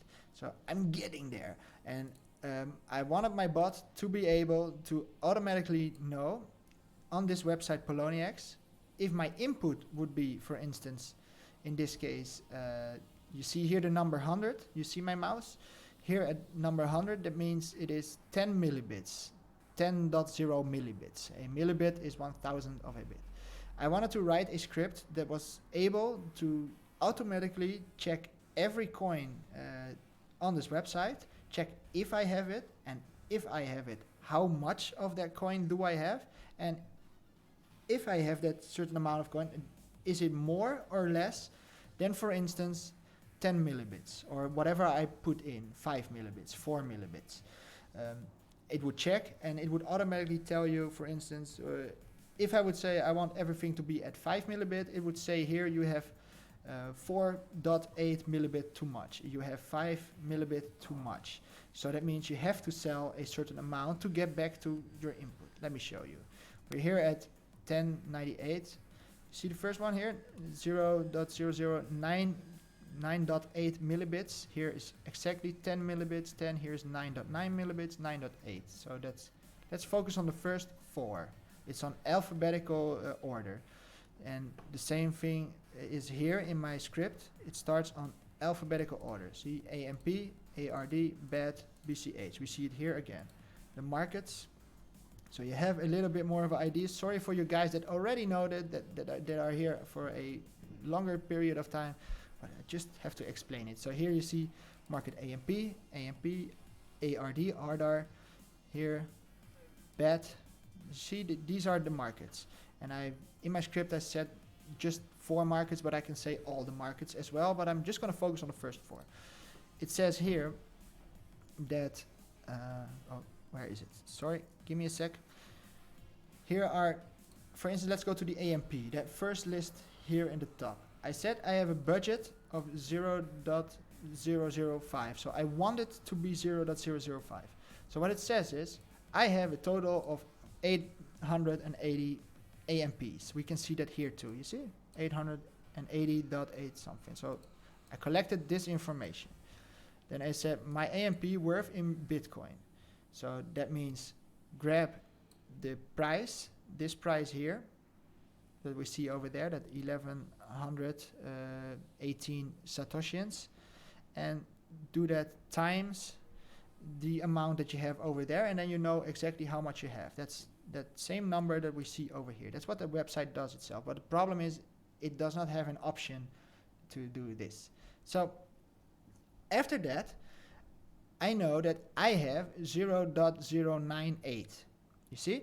But I set here as an input, I want it at 0.005. So what is it supposed to do now? It is supposed to sell something. So it tells me here, my alt needs to be sold, alt sell worth. That's just a variable that I gave that name. I just called it alt sell worth, so I know what the variable means. You could also call it number one, but it will be very distracting and confusing for yourself. So my variable alt sell worth in Bitcoin is, you see, that's the difference between the 0.005 and that price over there. So now I know that I have to sell that amount to be able to get back to that 0.05. If I would rerun the script with another number, let's say 0. And let's just write for easy 100.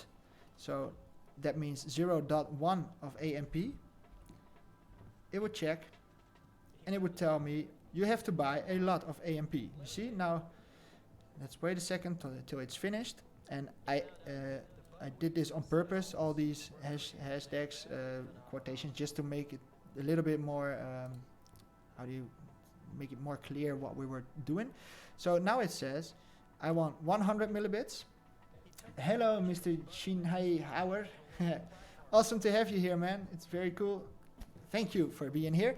Like I was explaining, this time I had an input of 100 millibits. So it says you have to buy another 90 millibits to be able to get to that 100 millibits. And that amount, the alt buy, you need to buy 8,000 of the AMPs. So 8,000 times this price over there, that 1112 would give me approximately, probably exactly this amount over there. So if I would place this order, let me just, for fun, I'm not gonna buy it because it's way too much and I have to pay a fee every time that you do a transaction, so I don't want to do that transaction fee. But if I would say I want 8,000, you see, we can get a total amount of almost 90. See, and we need 90 because we already have over here almost 10 millibits. So 10 plus 90 equals 100 millibits, the input here. So I can send that order in the script. I don't have to, and when I am making the script, I am obviously not putting all the orders in. So I have, this is my ordering part. So get the order book of the coin pair and try and create an order. And I'm still working on that part of my script. So that part is not yet finished. I can place the orders, but once I place orders, sometimes something goes a little bit wrong. And what goes wrong is with this calculation.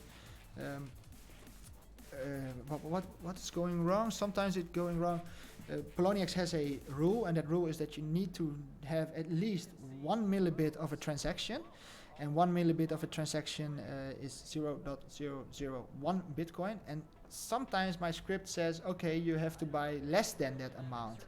And then it should skip it. And it does that every time until you reach a point where you did do a sell or a buy. And then it gets confused, my script. So I'm still working on that part. I can show you if I would remove these quotations here. So, and add this entire part. And check what's going to happen. Might be cool for you guys to see.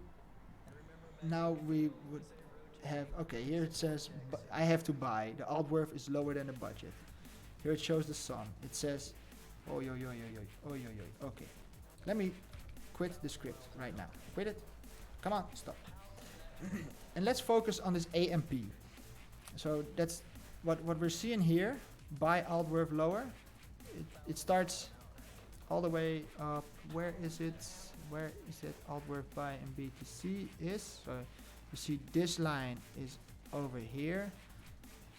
Here, sell or buy. So I have a situation where if the minimum order, and like I said, it's 1 millibit. So I have up here a variable that says the minimum order should be this. So this, let me put a quotation. That's the minimal order worth in BTC. Just for myself to remember what it actually is, the minimal order worth in BTC. And let me close these things in the loop. This connecting, we know how to connect. We get the ticker, we get the total amount of the coins that we have, we calculate what it is worth, and then we check if it is higher or lower than the input budget. So like I just told you guys, is it Is it higher than 5? Is it lower than 5 or 10 millibits? And decide if you should buy or sell. And here we have if the minimum order, so this is the minimum order, 0.001, is bigger than alt buy worth. So if it says you need to buy 5 extra, 5 millibit extra or something like that, if the minimum order is bigger, so if this number is bigger than the amount that you should buy or sell, then I want it to say it's too small to place. So that's where it starts. And in this case, I need to buy, what does it say? Oh, the input is 100, so it's very much. So there is no way that it is smaller than what you are allowed to do. So we get to this else. So if this is the case, show us that. Now it's not the case, so we're going further in the script. So else. We have a new if. Let me close this if. Let me close this else. Make it a little bit more understanding. Oh, it's a little bit down in the screen. Can you guys see it? A little bit. Let me move it a little bit over there. So this was the if minimum order is bigger than the alt buy worth, the sell worth. If this is not the case, which is the case because it is very high, it's not, this number is way bigger than this number. So minimum order, this is not bigger than alt buy or sell worth because we need to buy. Alt buy worth is a big number, you see, that's 0.090. That's way bigger. 90 millibits is way more than 1 millibit. So we get to that else statement. In the else statement, I say if, and that means selling in this case, if the alt worth is more than the float budget, then you have to sell. That means if a float means a number like these are floats, a 0 dot something. As long as there is a dot in a number, it's not an integer, it is a float. So we say, is the alt worth float that we have alt worth float, alt buy worth. Let me think, where is this alt worth coming from? Here, check if the alt worth is higher or lower than the budget input. So it's the same as here. How much do I have? How much is that, more or less? So if how much I have is more or the same as my budget, then I have to sell it. And I don't even have to place this greater and or the same as, so I can even do this. Well, let's just keep it there to keep the script the same. Then we get to, no, this if, this is not the case because we have to buy. So my alt worth, I have less than the budget that I inputted here. I have to buy, so we can close this if case. Then we get sent to the else case. The else case is the buying case. It says here, buy alt order lower budget. So that's this line. It starts with showing us that. We're gonna ask the order price in the return order book function. The return order book function is to be able to use this Polo return order book, you need to have your script in this folder of the PoloniX Python master folder. And in my last stream I showed you guys, and for the guys that are new here, because I see that we have 10 viewers, man, I didn't expect it. But yeah, you can find that folder here on GitHub. So if you would just go to GitHub and type, or not even GitHub, just Python PoloniX master GitHub, just search on Google for this. Then you get sent to the same page again. You download a clone and you work from that eventually. Is it exactly the same? I'm not quite sure. I think it is the cell day up. Anywho, in the script we opened it here, so that's what this Polo means. That means get from the PoloniX program that we downloaded a certain it's a library, and you want a certain function, and that function is called return order book. So that's where I started, return the order book, and that's what I'm doing here. The order s sum 0 is the reason why I'm doing this is because I do want my orders, sorry I said didn't, but I do want my orders to be fulfilled directly with my script, and this is where I'm a little bit stuck. So I can show you what is happening here. We go to that AMP again, and what it did was it grabbed this number here, that's the price here, you see the price. It grabbed 36, that's the amount that is here as AMP available, and it calculated the sum of this. You see that these are the same numbers. See, 180 times 36, so the price times the amount gives you the price in Bitcoin. If you decide to make your chat intelligent, I can help with the promotion of real people. I have a software. Well, it's awesome that you offer that to me. Thank you.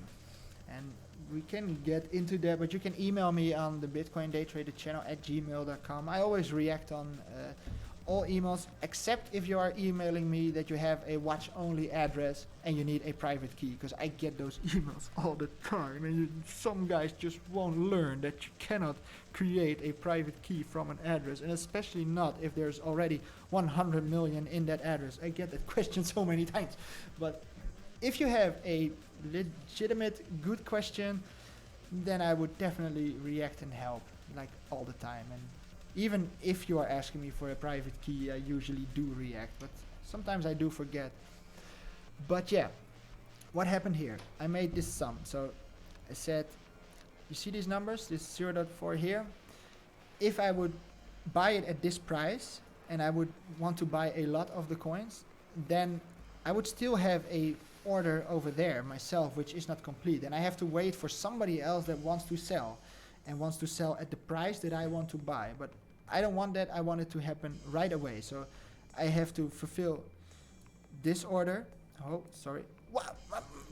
I'm missing. Sorry. I have to fill this order first, and then I have to fill that order, and then that order, you know, so fill the orders until you reach that certain point. So here I have a part that says, okay, as sum 0. So what I'm doing here in the script, here I create as sum 0. I made this variable now. Variable, yeah. The name of the variable is just, I created for fun, just to make it myself clear in the script. So order ask price 0 is Polo return order book of the pair. I don't know if you were here in the beginning of this live stream, but the pair is being created by the word BTC dash and one of these, depending on in what part of the loop you are. First it starts with this one and then that one, so it's a loop. So you pair, then you say the asks, which let me show you what happens if we would just I'm just gonna show you some stuff. So let me think. Let's go over there. Let's say print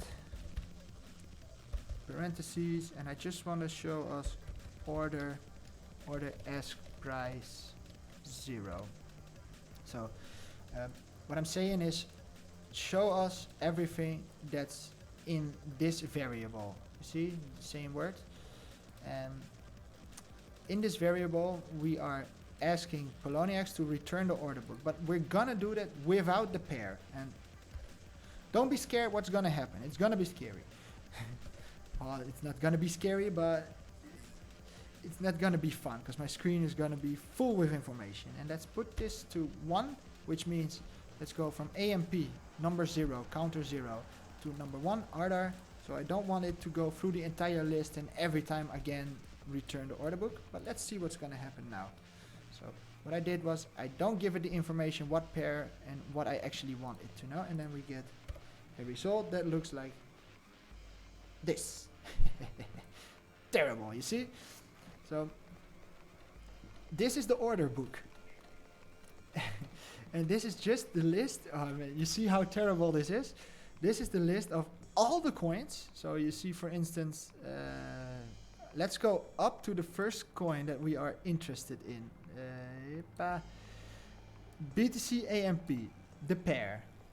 These are the asks. And the asks are these things here. You see, 11.18 for 36 something. So that's this price, this AMP. The second one is 46. You see, 11.46. 905 AMPs are being sold for, well, 11.64. So what I did was make this entire list, well, collect this list, but then just collect a certain part of it, because the same thing would apply for all the other coins and for the buy orders. And you see, it's a hell of a big list, because it's the coin ticker of the orders of all the coins. So what you do in your script here is, after you ask a command, you get a big list, you give it a small order, like say I want it for the pairs in this case. So I'm placing this hashtag sign, which means that this is now a comment and it's being ignored, and I'm just gonna give it the pair. So I'm sending polo return order book pair, which is in this case this word over there, BTC plus AMP.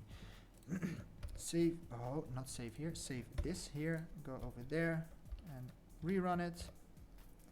And now we get still a big list, but a lot smaller. See?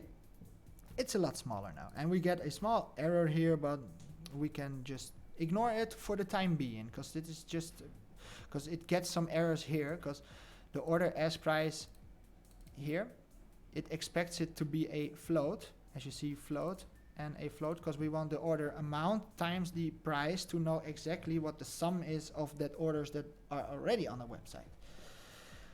Okay, so now we have only collected from the pair called BTC AMP, and it gives us an ask here, as you can see, the ask list, and we will probably get the bid list as well, but where is it? Could not finish. Here, bids. You see, asks here and bids. So what actually happens here is this list that we are collecting, the order book, is sells and buys. There are buy orders, sell orders. There are buys, bids orders, and there are sell asks orders. So asks, this means sell orders, this means buy orders. And the next thing you do is you say asks price. So I want the pairs, as you saw, BTC AMP. You can then say I only want the asks and put a hashtag here. So now we're going to get only the ask. So here is bids. So now we can expect that second part, this half, will be gone. So you understand, from here all the way down will be gone. So we run the script, we get the same error message again eventually, but you see it's the half now. It's only the ask. So the word asks is gone, and we only have this list over here. Okay. And what is in this list? So check the website. We see here 1100 is the first one, 45 is the second one. Next one. 11.6 here on the second line. You see what I mean here? This 11.6 is over there. Here, this 11.6 is here in the second line, and 37 over here is over there. So I hope you guys can see my mouse and understand what I'm doing. It is a repeating. So this one, that one are together here in brackets. See that? Let me just change. Now it's behind my face. Now you can still see it. So these between brackets are the price and the amount of that certain altcoin here. Second brackets, second line. See? Oh, it's already a little bit changed. Wat is er? Je vraagt me aandacht. Okay. Let me run it again, because eventually, because probably there has been some updates on this here. So why do I see 1100 here if I don't see it over? Yeah, maybe I should refresh this page. Maybe that can help me. Yeah, you see again. So the first brackets here with two variables are price and the amount of AMPs. Here 106 with the amount 737. You see how it works. So every time we have a bracket here, we go one line down in the order book. Okay, so with that in mind, we only want to see that first bracket, this one, with the two information in here. And lists in most programming languages always start with the number 0 for the first thing, and then it's 1 for the second thing. It starts with number 0, so that's kind of confusing, but we just want the first list. And let's delete this quotation, and you probably already are figuring out what this last 0 actually means, but let's save it, let's rerun it, and now with that 0 we are collecting only the first one. You see, if I would change this in number 1, we will collect this 11.6. Let me show you so you just know. Let's wait, and I expect 11.6. Here you see. So when this was a 0 over here, we grab the first list. When it was a 1, we grab this one, and if we would change it to number 2, obviously we will go to the next one in the list. Okay, so we want it to be in the 0, that first list again, so this one, and that second one, this extra 0 that we have over here, is to tell whether we want this number over here or we want that number over there. We want them both eventually. We want them to multiply each other, and if we multiply them, if we multiply this number by that number, if we would multiply the first one 11.6 by this 37, we will automatically get this BTC over there. So the first row, is it row or column? I think it's a column, but this first line times the second line would give us that answer. And in the second list it's the same, so this line times that line would give that answer. This answer plus that answer would get this over here. I cannot select it. This last 0.008, this number.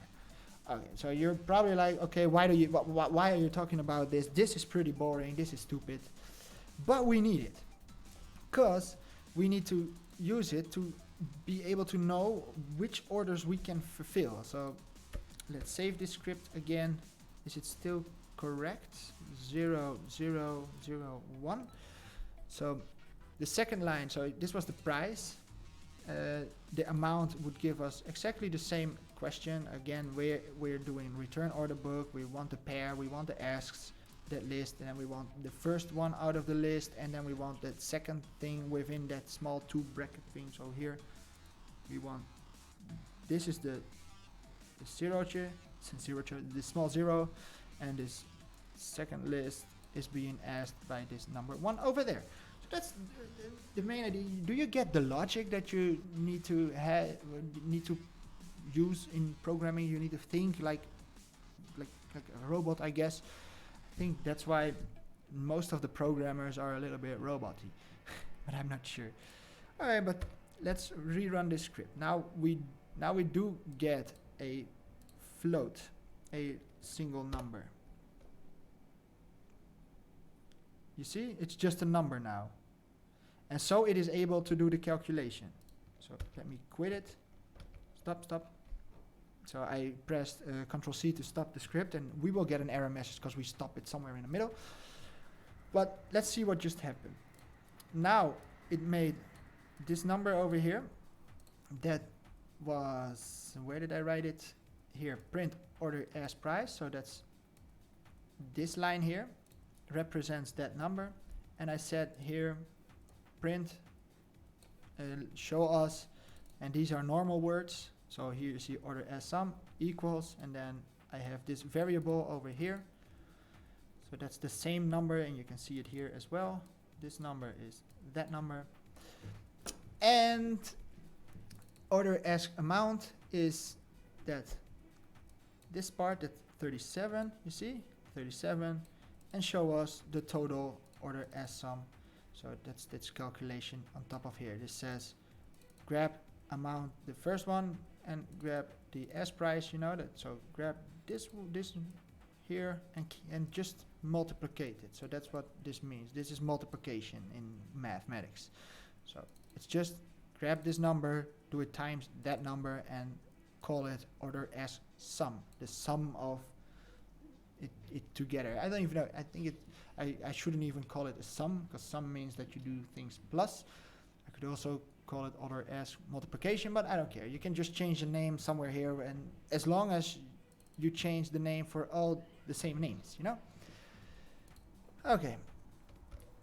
Let's rerun the script for fun, but not with 100 millibits. Let's put it back on 10. See what's gonna happen.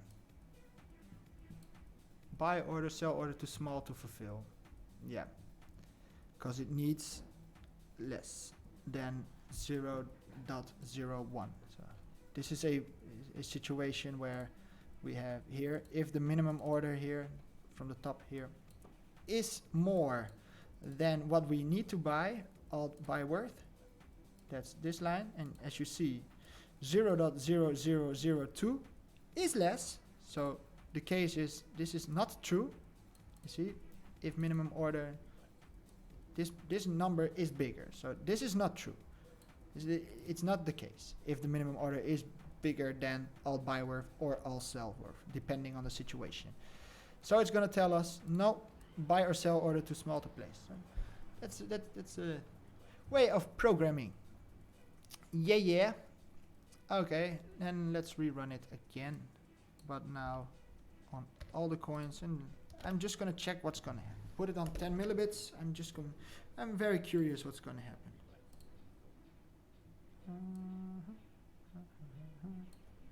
So what can we expect it to do?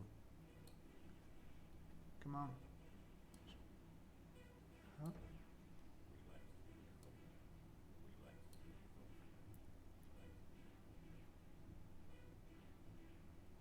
Order placed, order placed.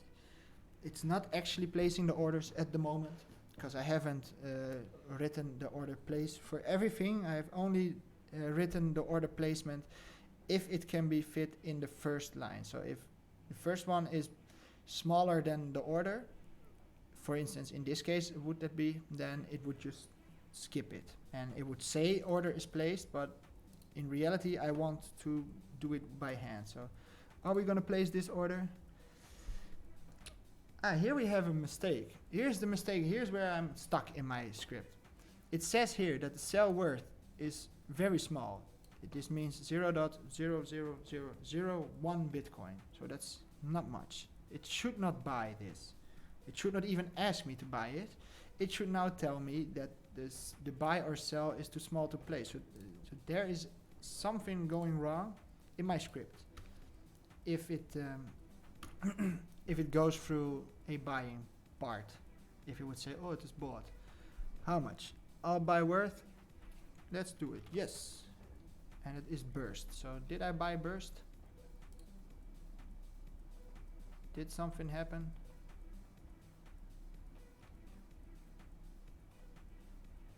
My trades, or is it? I think it did not even do it. Oh, it did do it. You see? I had 0 and now I have an 0.98. Yo, Hallibrook, yo. Yo, Jojo Hallibrook. What's going? Do I want to buy 10 millibits of Dash? Yes. I want to buy Dash. I hope it is working. So DCR could not be done. Am I correct? Yes, because it skipped DCR, you see? And the reason why it did skip DCR was because it couldn't do it in the first order. It says here that at Digibyte, DGB, Dragon Ball, it is possible to do it in the first sell order. You see, there is more than 10 millibits, so yes, we're going to do that. Buy complete, fit it in the first ask. So I'm very proud that this is working. So did it do it? Let's go to Digibyte. Let's refresh this page. Oh, it's already here. You see 100 now. Yay. Okay, next one.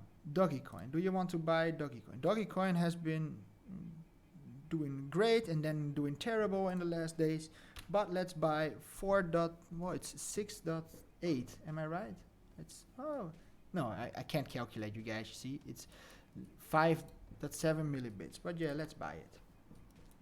Yes. Buy complete. Fit it in the first S. So you see how this script goes from the top here all the way down. And how am I doing? I'm doing fine, man. I've been online for a while, so I think I'm gonna quit pretty soon. And I also think that my camera is gonna die pretty soon, my battery, you know, that it's low. And here my script is, what's going on? Oh, I clicked in the screen while it was running and I get some errors. But I'm doing fine. I'm very thankful that you're here, man. It's awesome to have you here, although we're already so long in the stream, man. EOS, do you want to buy? Yes, we're going to buy it. So Doggy was bought, EOS. And the reason why it skips some is because I didn't want it to fill a order that's not, that can be completed on the first buy, you know. So we see it working here slowly but steady. Buy Bitcoin. I already have Bitcoin. I'm using my Bitcoin to buy other coins. But if you would buy a coin now, then you should buy Bitcoin. Buy Monero. Monero is coming up pretty soon. That's XRP. So pretty soon is not the right way to tell it. It's coming up in a couple of minutes. And like I said, I want to do it manually. So I want this program to tell me, do you want to buy it or not? I could always delete that question, because in the script here, let me show you the script here. Do you want to buy? Yes. Here is that, do you want to buy Y or N? If the user input, which is, this is user input, this line. If the user input is no, then stop. If the user input is yes, then buy, Polo buy, and here again the pair, the asking price, and the alt buy. Alt buy is the amount of the altcoin that you have to buy. So you say, in this case, I don't know where it was, but oh here, BTC KNC, I say, you see here, do you want to buy? And here, do you want to buy alt buy? So that's the amount of the coin. So do you want to buy 136? Because it says here I need to have 137. Oh, that's interesting. But yeah, do you want to buy alt buy? Press yes. If I press yes here, enter, then it buys it. And after the buy is complete, it says buy complete. Fit it in the first ask. You see here, and then because it is an if, it did the if, it's not gonna do the else, not this else, not this else, and then it just comes at the end, gets at the end of the script and repeats itself. So yes, let's do that again. I'm just gonna buy it crazy. So how many Bitcoin do I have at the moment? Here you can see 0.6 Bitcoin on this website. Nice shirt. You like my shirt? It's Mario, man. Awesome. I really did like this shirt myself as well. And you know what's so cool about this shirt? His mustache, you cannot see it, but it's so soft. Like you want to touch it the entire time. And it says Super Mario here as well, which is also so soft. So when I bought it, the first day I was like, check out this mustache. Yep. I am making a fool of myself right now. Don't say how much crypto you have. Why not? You can check it on the blockchain. Like, it's all open source. Why wouldn't I tell you guys? Like, you can see, while I'm doing this, you can even see it. Like, if we go over here, you can see it. So why wouldn't I tell you? Like, I'm open about all these things. That's the whole main idea about Bitcoin. That you better be open, because everybody will eventually figure it out. You know, that's the main idea. And so don't say how much crypto you have. Like, I'm not going to tell you what I have on my bank account, but I am going to tell you what I have on my Poloniex account. Because I don't care. I'm not afraid that you will get my two-factor thing from my phone and all my information, and that you would still be able to withdraw something, you know, for safety. Yeah, I know. I know that it's about safety, but I don't have a lot. So, you know, 6,000 is much, but it's not a lot, you know. It is worth it to try and steal it from me, but I don't think that you guys are gonna do that. And even if you would do that, I don't think you're gonna be able to do that. Because you need to be way better at hacking than I am. And I don't even know how to do this. And you're probably watching my YouTube stream, my YouTube videos, if you're not a very good hacker yet. And using my tutorials, you won't be able to do that. So, and I don't think anybody will ever be able to do that. You might be able to hack the website Poloniex, and that would be a terrible situation, but I cannot teach you how to do that. And if you know how to do that, you probably won't need any of my videos, so you don't even know my YouTube channel exists if you're able to hack Poloniex, which would be awesome. And if you are able to do that, please let me know, man. I want to be a part of that team. Yeah, man, because we gonna get rich, because, you know, they have a lot of money here. You see these numbers? What is this? This means they're only trading for $10 million in 24 hours on Poloniex. So, and that's only in this market, this USTD market. You see, all the coins are around $72. So it's trying to make everything $72. So what it does now is just buying until there is around 10 millibits. Whoa, we already made money on Ardar. You see? It's 2% higher. Whoa! But we lost money on Civic. Oh, terrible. Just put small amount. Always put small amount. I always put small. 10 millibits is not that much. Am I right? Or are you talking about the amount that I have on the exchange website? Because I don't know exactly what you're talking about, Mr. Nyan. Sickness going around my family. Oh, I totally forgot to see your comment. Jojo Halbrook. Your family is sick. Yeah, that's terrible. When your relatives are sick, then you're almost quite sure that you're gonna get sick too.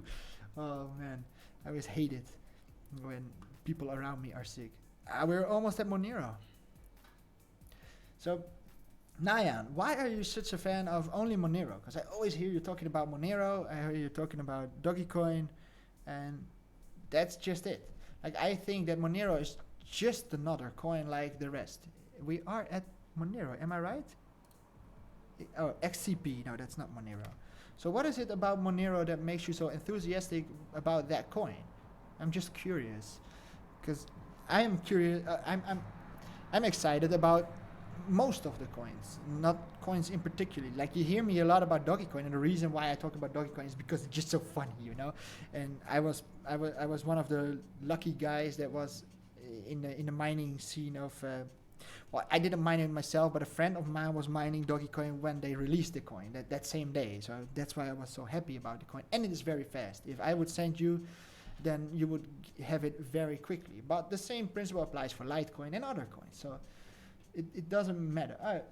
Well, personally, I like Litecoin and Dogecoin too. It's Planet #1 privacy coin till now. Is it the #1 privacy coin? And why was it? Why is it the #1 privacy coin? So is it impossible to figure out who owns what? So because I haven't figured out exactly what the main difference is between like for instance Litecoin and Monero. I haven't figured it out yet.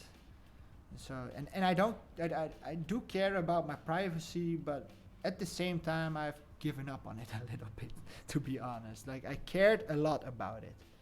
So let me check what happened. Let's check this list. So it didn't fill all the orders yet, you see, but we have a lot at 10 now. Interesting, am I right? The script did this. We didn't do it. It was the script that bought all these coins and tried to make them as close as possible to the number 100. Like the input here. Like if I would put 2 zeros here, you see this number here?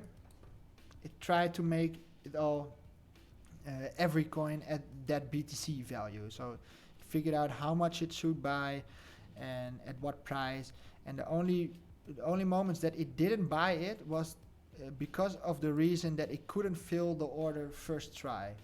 And I didn't like it if it would, for instance, like, well, now it should be able to do VCR, but let's grab a random coin.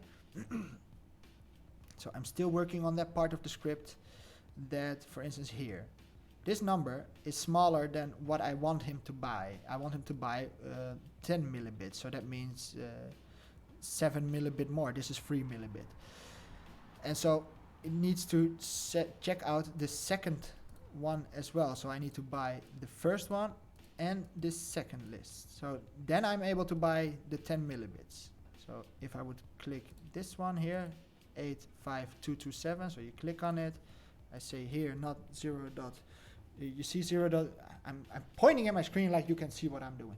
But here, you see 0.014. I want 0.01. Am I right? Because I don't have FTC buy. And now I bought the first one, you see here, and the second one. And my script is only capable at the moment to buy the first one. And it will only buy from the first one if the first one is big enough. So, hoppa. Only possible alternative is Zcash with a shielded address. Okay, I should look into that, because a lot of coins are pretty good at hiding the users of their coins, but obviously there are coins better at it. And like I read in that Zero to Monero part, it was a lot of mathematics, which I usually do enjoy, but I don't know all the mathematics that they use, so it was a little bit harder. I'm more familiar with the mathematics used in physics, so that's a little bit different. But it was talking a lot about privacy, so that was interesting. But I couldn't understand fully why it was better at privacy than other coins. Like it had something to do with the Tor network, but it was not Tor. It was differently, kind of like the Tor means the onion routing, so routing computers to computers. It was kind of the same, but still different, and they used multiple nodes or something, but I don't understand exactly what was in the paper. But it is interesting that you are so interested in that coin, because it's a total untraceable coin. That's a very hard claim, because you know where does it start being traceable? It starts, you become traceable when you have your first how do you call it, first link to the chain, you know. If you would use your bank account to well, let's call it a company that sells you, for instance, Bitcoin, and you buy Bitcoin, and they register your bank account, your official bank account, you know, for the government, and that you can use Tor hidden node. Yeah, but if you would buy something, then they would know that address belongs to that bank account. So that's where you start getting visible in the chain of the blockchains. You know, all the blockchains. It doesn't really matter that much. But I think it is true what you're saying, that that Monero has extra levels of security. Yeah, Monero is something else. Yeah, I thought so too. I thought they had a different idea. But they're still working with a blockchain. Am I right? So isn't it true that once you know certain parts of the blockchain that you can figure it out? No, you cannot trace. Oh, okay. I don't know. I want to know for sure. I cannot figure it out now, obviously. But I'm very curious why you cannot trace it. Why is it? Why would it be better at tracing? And why would I care about being traceable? Like in my case, I don't care that people know that I have a certain amount of coins. I don't care that much. Are you traceable in Bitcoin if you would generate different addresses, and you would just move your money around between addresses as long as they don't cross each other again? Isn't that untraceable as well. And why is it not traceable? I don't get it yet. But that's something that can change, obviously. I'm not saying that it's not true what you're saying. Definitely not. I believe you. But I do not know why it is true. And I want to know why. So let me Monero, why is it untraceable? How does it work? I'm curious. Let's just check it together. Somebody buys Monero at the exchange. Exchange has record of BTC deposit address and also has record of withdrawal where they send the exchange, so they are able to link. That's what this is exactly what I'm saying. But why? If somebody sends from address 1 to address 2, Monero is untraceable since blockchain doesn't record transactions and only him knows about this transaction. Is that how it works? 1, yes, but after you're out of the exchange, it disappears. What happens with your exchange after this point is private, and no blockchain explorer, exchange, or any blockchain analytic company can tell. Yes and no. Blockchain does record the transactions, TXS, but TXS don't carry any plain text information about senders, such as sender address or balance, recipes, amount of XML being transferred, not even the value of the payment identity. If used, integrated. Okay, so this makes a lot of sense. Like, it's just not writing it in the blockchain. Okay, so now I know why, because I was very curious. I have ring signature and stealth address, and ring is private by default, unlike Zcash with its optional privacy. Oh, this was a very interesting explanation, and that makes sense, because usually in the blockchain you can see all the things. You know, if you would go to blockchain.info, it would just grab any, I don't know, just get a wallet. I don't know if it's my wallet or that it's a wallet of somebody asking me to be able to open. So this always says an address here, it gives an address over there, and it has a transaction ID. And Monero does not do that. In Monero you can see nothing. Well, that's very interesting, that because it doesn't have to be in a blockchain. It's not necessary to show this. It can be hidden at all time. Like that's a good thing that they have a how you call it, the private coin. Oh, it's very interesting. This very cool. This is not my address. This was an address that somebody asked me to open. I wish it was my address, man. I wish I had that amount of coins. Is there any of my addresses? I don't know. I'm just curious. Show me. Wow. Like this happens when I receive emails from viewers, which happens not as often as it used to happen, because I used to have my email in the descriptions of my videos, and I don't have that anymore.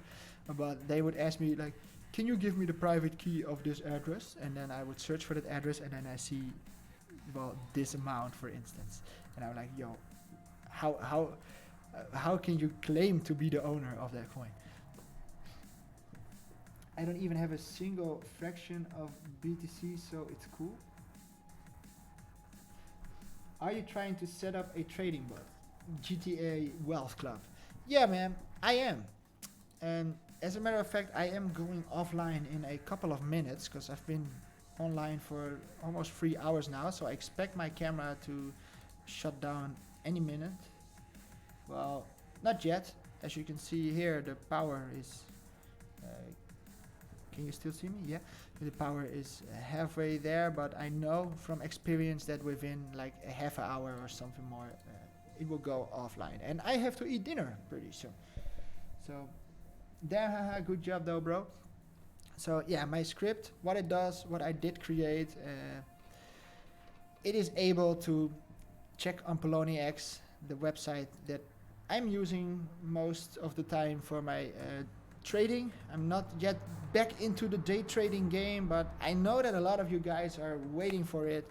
for me to make a little bit of a let's call it a vlog, a live vlog or something, live streams about day trading. And to get back into that idea, I thought it was cool to create a bot, and I created a bot that tries to, and as you see, I have almost the same amount of coins for all the coins available on this website. The only ones that do not have the same amounts are down here, and the reason was that is not written in the script yet what it should do in a certain situation. But if the situation is there that there is this amount that I want it to have available, then it will buy or sell it. And I set it here. Let me just go down. Damn it, man, so big. Here I said, well, that will be a lot. 0.0.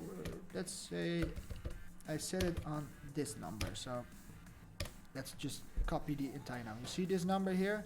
Same number as, well, here. See 0.0100 here. And if I press enter, I said, then it goes through alphabetically through the list, and it would say if it would able to buy or sell. So that's what I've been doing.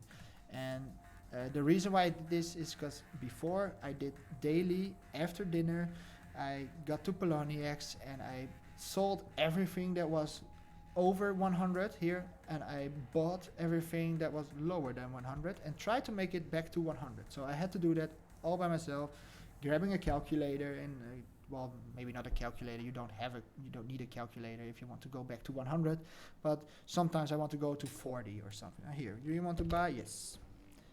Buy complete. And that's the main idea of this script. And it works until here, buying and selling. I have the sell part hidden here. So this is that input part that I just did over there somewhere. But I haven't done it for bigger orders. So if the order is too big, it will not work yet. Is Poloniex supported in Canada? Hell yeah, I think it is. It is from the United States, and I am from the Netherlands. But I'm pretty sure that you can use it too. Where is that information of that website? It's from Boston, USA. So if I, from the Netherlands, can use it, and I do know that Americans are a little bit racist against the Canadians, but I am quite sure that you are able to create an account there and work with it. I'm quite sure. And do you want to buy or sell? Oh, it was a selling situation. Ooh, I couldn't do that. Here, this is where my script is terrible. It makes a mistake here, because you see, he wants to sell a zero, well, this amount, and it's e to the minus 6, which is a number. e to the minus 6 means 0.12345. See, it's this amount. See, I ate one, so it needs to buy something like this in Bitcoin, so BTC, that amount. But there is a minimum order of 0.001.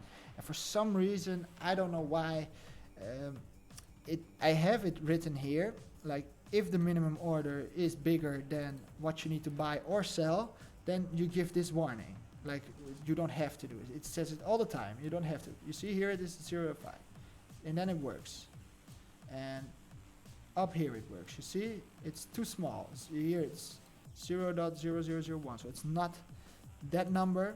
It was that number. So it was smaller. So every time it is smaller, it gives an error. Until, for some reason, it gets through the orders. So it goes through it. It places an order for some reason, even though it's not really placing it. And then it gets this error again. And it should tell us buy or sell here. This part. It should show us that, but it doesn't do it. It just say, oh, let's try it. And I accidentally pressed yes. And because I pressed yes, it get an error because it cannot do it, because Poloniex says that the minimum transaction should be that amount in BTC. So that's where I get in troubles. But I should stop this stream right now, because I think we've done a lot of things today. I don't know if any of you guys are into the Poloniex website. If any of you guys do use it, I don't think that you are familiar with it. If you do use it and you want this script, just holler at me, you know, just send me an email or stuff, you know, my email address is here. And I can just send you the script, and the only thing you have to change would be this part, this login part that you can find on the Poloniex website for your situation. So you have your profile, your API keys as they call it, and just this code, or in this case this code, you see, pretty easy. And you need the secret over there, and that secret needs to be pasted over there.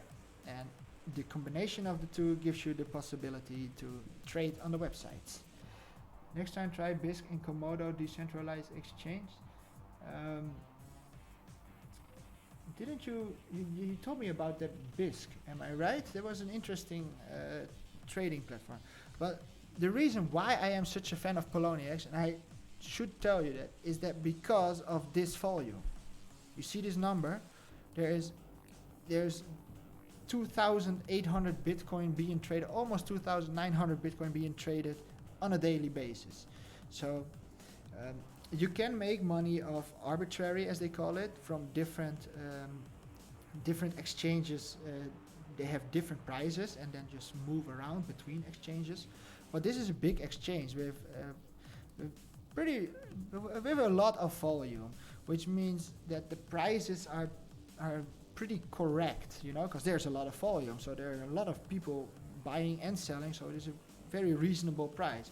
Sometimes if you have exchanges, there are exchanges that have a volume of maybe 1 Bitcoin a day, or 14, 15, then you cannot, then I do not believe the price that they have. You can make money on it, but yeah, centralized exchanges have huge volumes. Yeah, and that's why I chose these centralized exchanges. I know that decentralized maybe fits a little bit better in the Bitcoin world, but in this case, I'm quite happy with this Poloniex.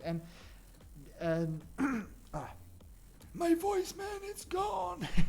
But I also used BTREX. Man, right. I haven't used it in a very long time. BTREX is also one, but BTREX has so many markets, that's way too much for me. And maybe I could work, but look, my idea for a bot came from this website, because this website has hundreds of markets, like 300, I think. And with Poloniex, I could do it manually, like I told you guys, like put in the same price on every coin every day again, or sometimes once in 2 days, 3 days, but take your profit from one coin and invest it in your losses of the other coin. And that's just the main idea of how I day trade it. That just spread your risks. And if you do that on the entire market, then you feel what happens on that entire exchange website. Is there money going in? Is there money going out? Boy, I wish I'm in first world country so I can buy Bitcoin. This ban in my country is so annoying. That's so terrible, man. Nayan, are you from India? Am I correct? I don't know, because I have a lot of Indian viewers. And if your country is banned and you're not in a first world country, I expect you to be somewhere from there. But that's not cool, because I personally believe that that's just my opinion, the way I think about Bitcoin and all the cryptocurrencies, is that I don't think that very rich people should be allowed to buy into this stuff yet. We have to wait.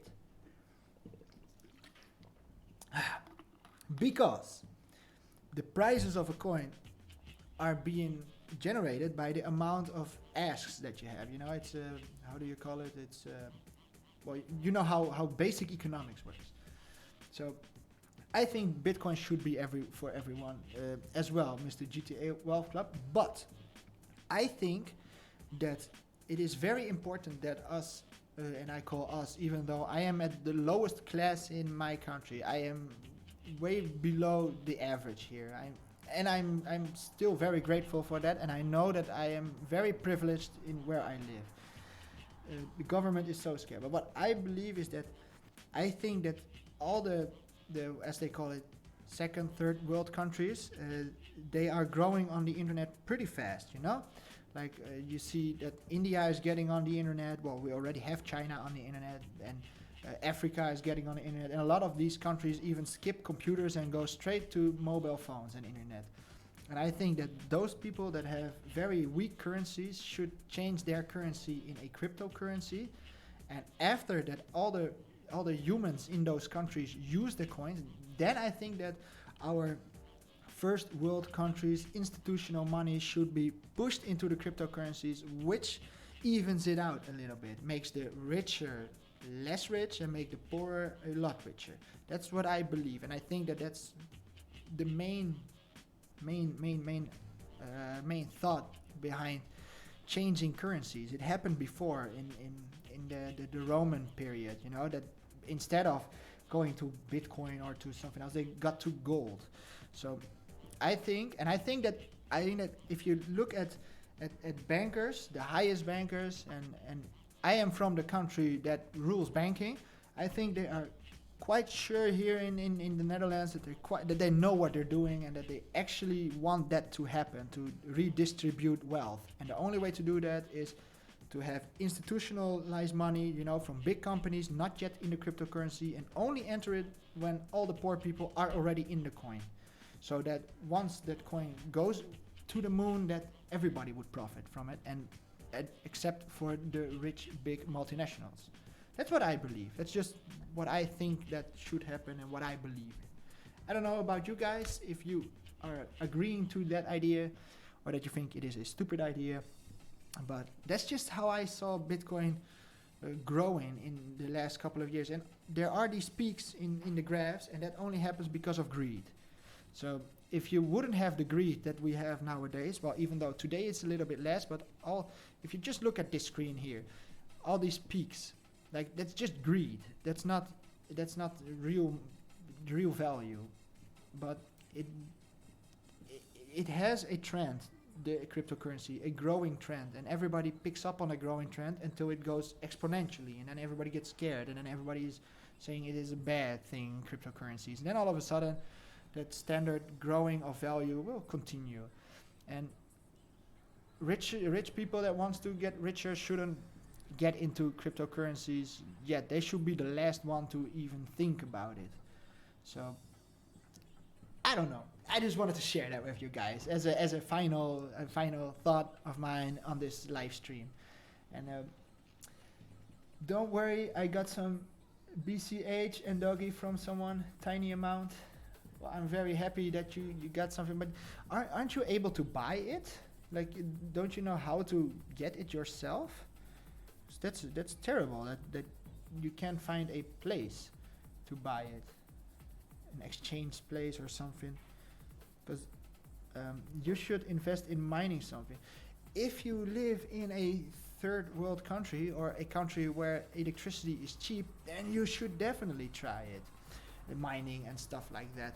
Because here where I live, I should not start mining. It's a stupid idea. If I would buy a miner now, I would not make any profit on the miner. As a matter of fact, I make big ass losses.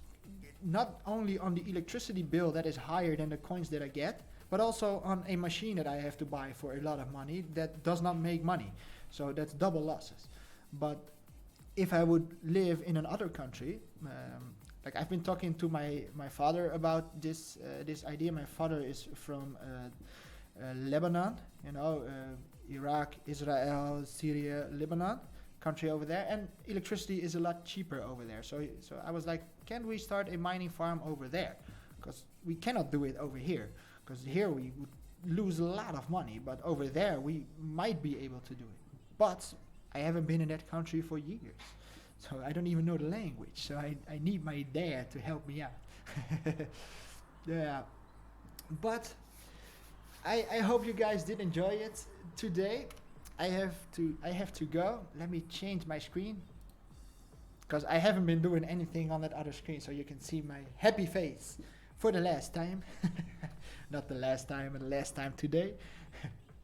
So yeah, I did enjoy it a lot today, showing you guys a little bit about that script that I am working on. It started off completely different because I wanted to rewrite a lot of stuff, and I had planned that, and I got stuck very quick, and I had some troubles with my microphone because I didn't know that I didn't have my microphone on. So I'm very happy that I could show you the script. I could talk a little bit to you guys because I always enjoy to talk with you guys. And I hope you guys did enjoy it too. And I hope you learned a little bit of Python in this video. Whoa, what happened? That was my camera.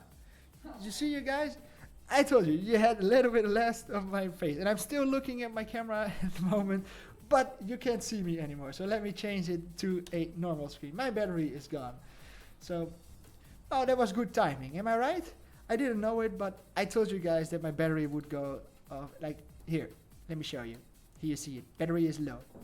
So I can't wave goodbye. I can't do my standard punching myself in the face trick. You know, I don't know if you'll notice, but in my last video, I did my fingers, you know, like I always do at the end. So I did like a soldier, so my fingers to my face, and then I say goodbye, you know, and I hit myself very hard in the face, and I didn't know it. And if you would freeze frame, you see me having a pain face for one frame. That's very funny. Yeah, I know the camera is gone, but I told you guys, my camera wouldn't make it. My camera works for 3 hours, something like that, and then the battery is just gone. Then yeah, that's it. I can change the batteries, but I don't have any extra batteries. Now I need to charge them first, and that takes a couple of hours. So we're not gonna be here anymore. I hope you did enjoy it today. Camera problem is normal here. Yeah, you are very used to it. I know. But the reason why my camera is going down is because I am sitting here way too long. Like, I have batteries for 3 hours, and I wanted to go live for like 2 hours, and every time when I go live, I'm way longer live than I wanted to do, and everything goes wrong. It's always the same, man. Oh.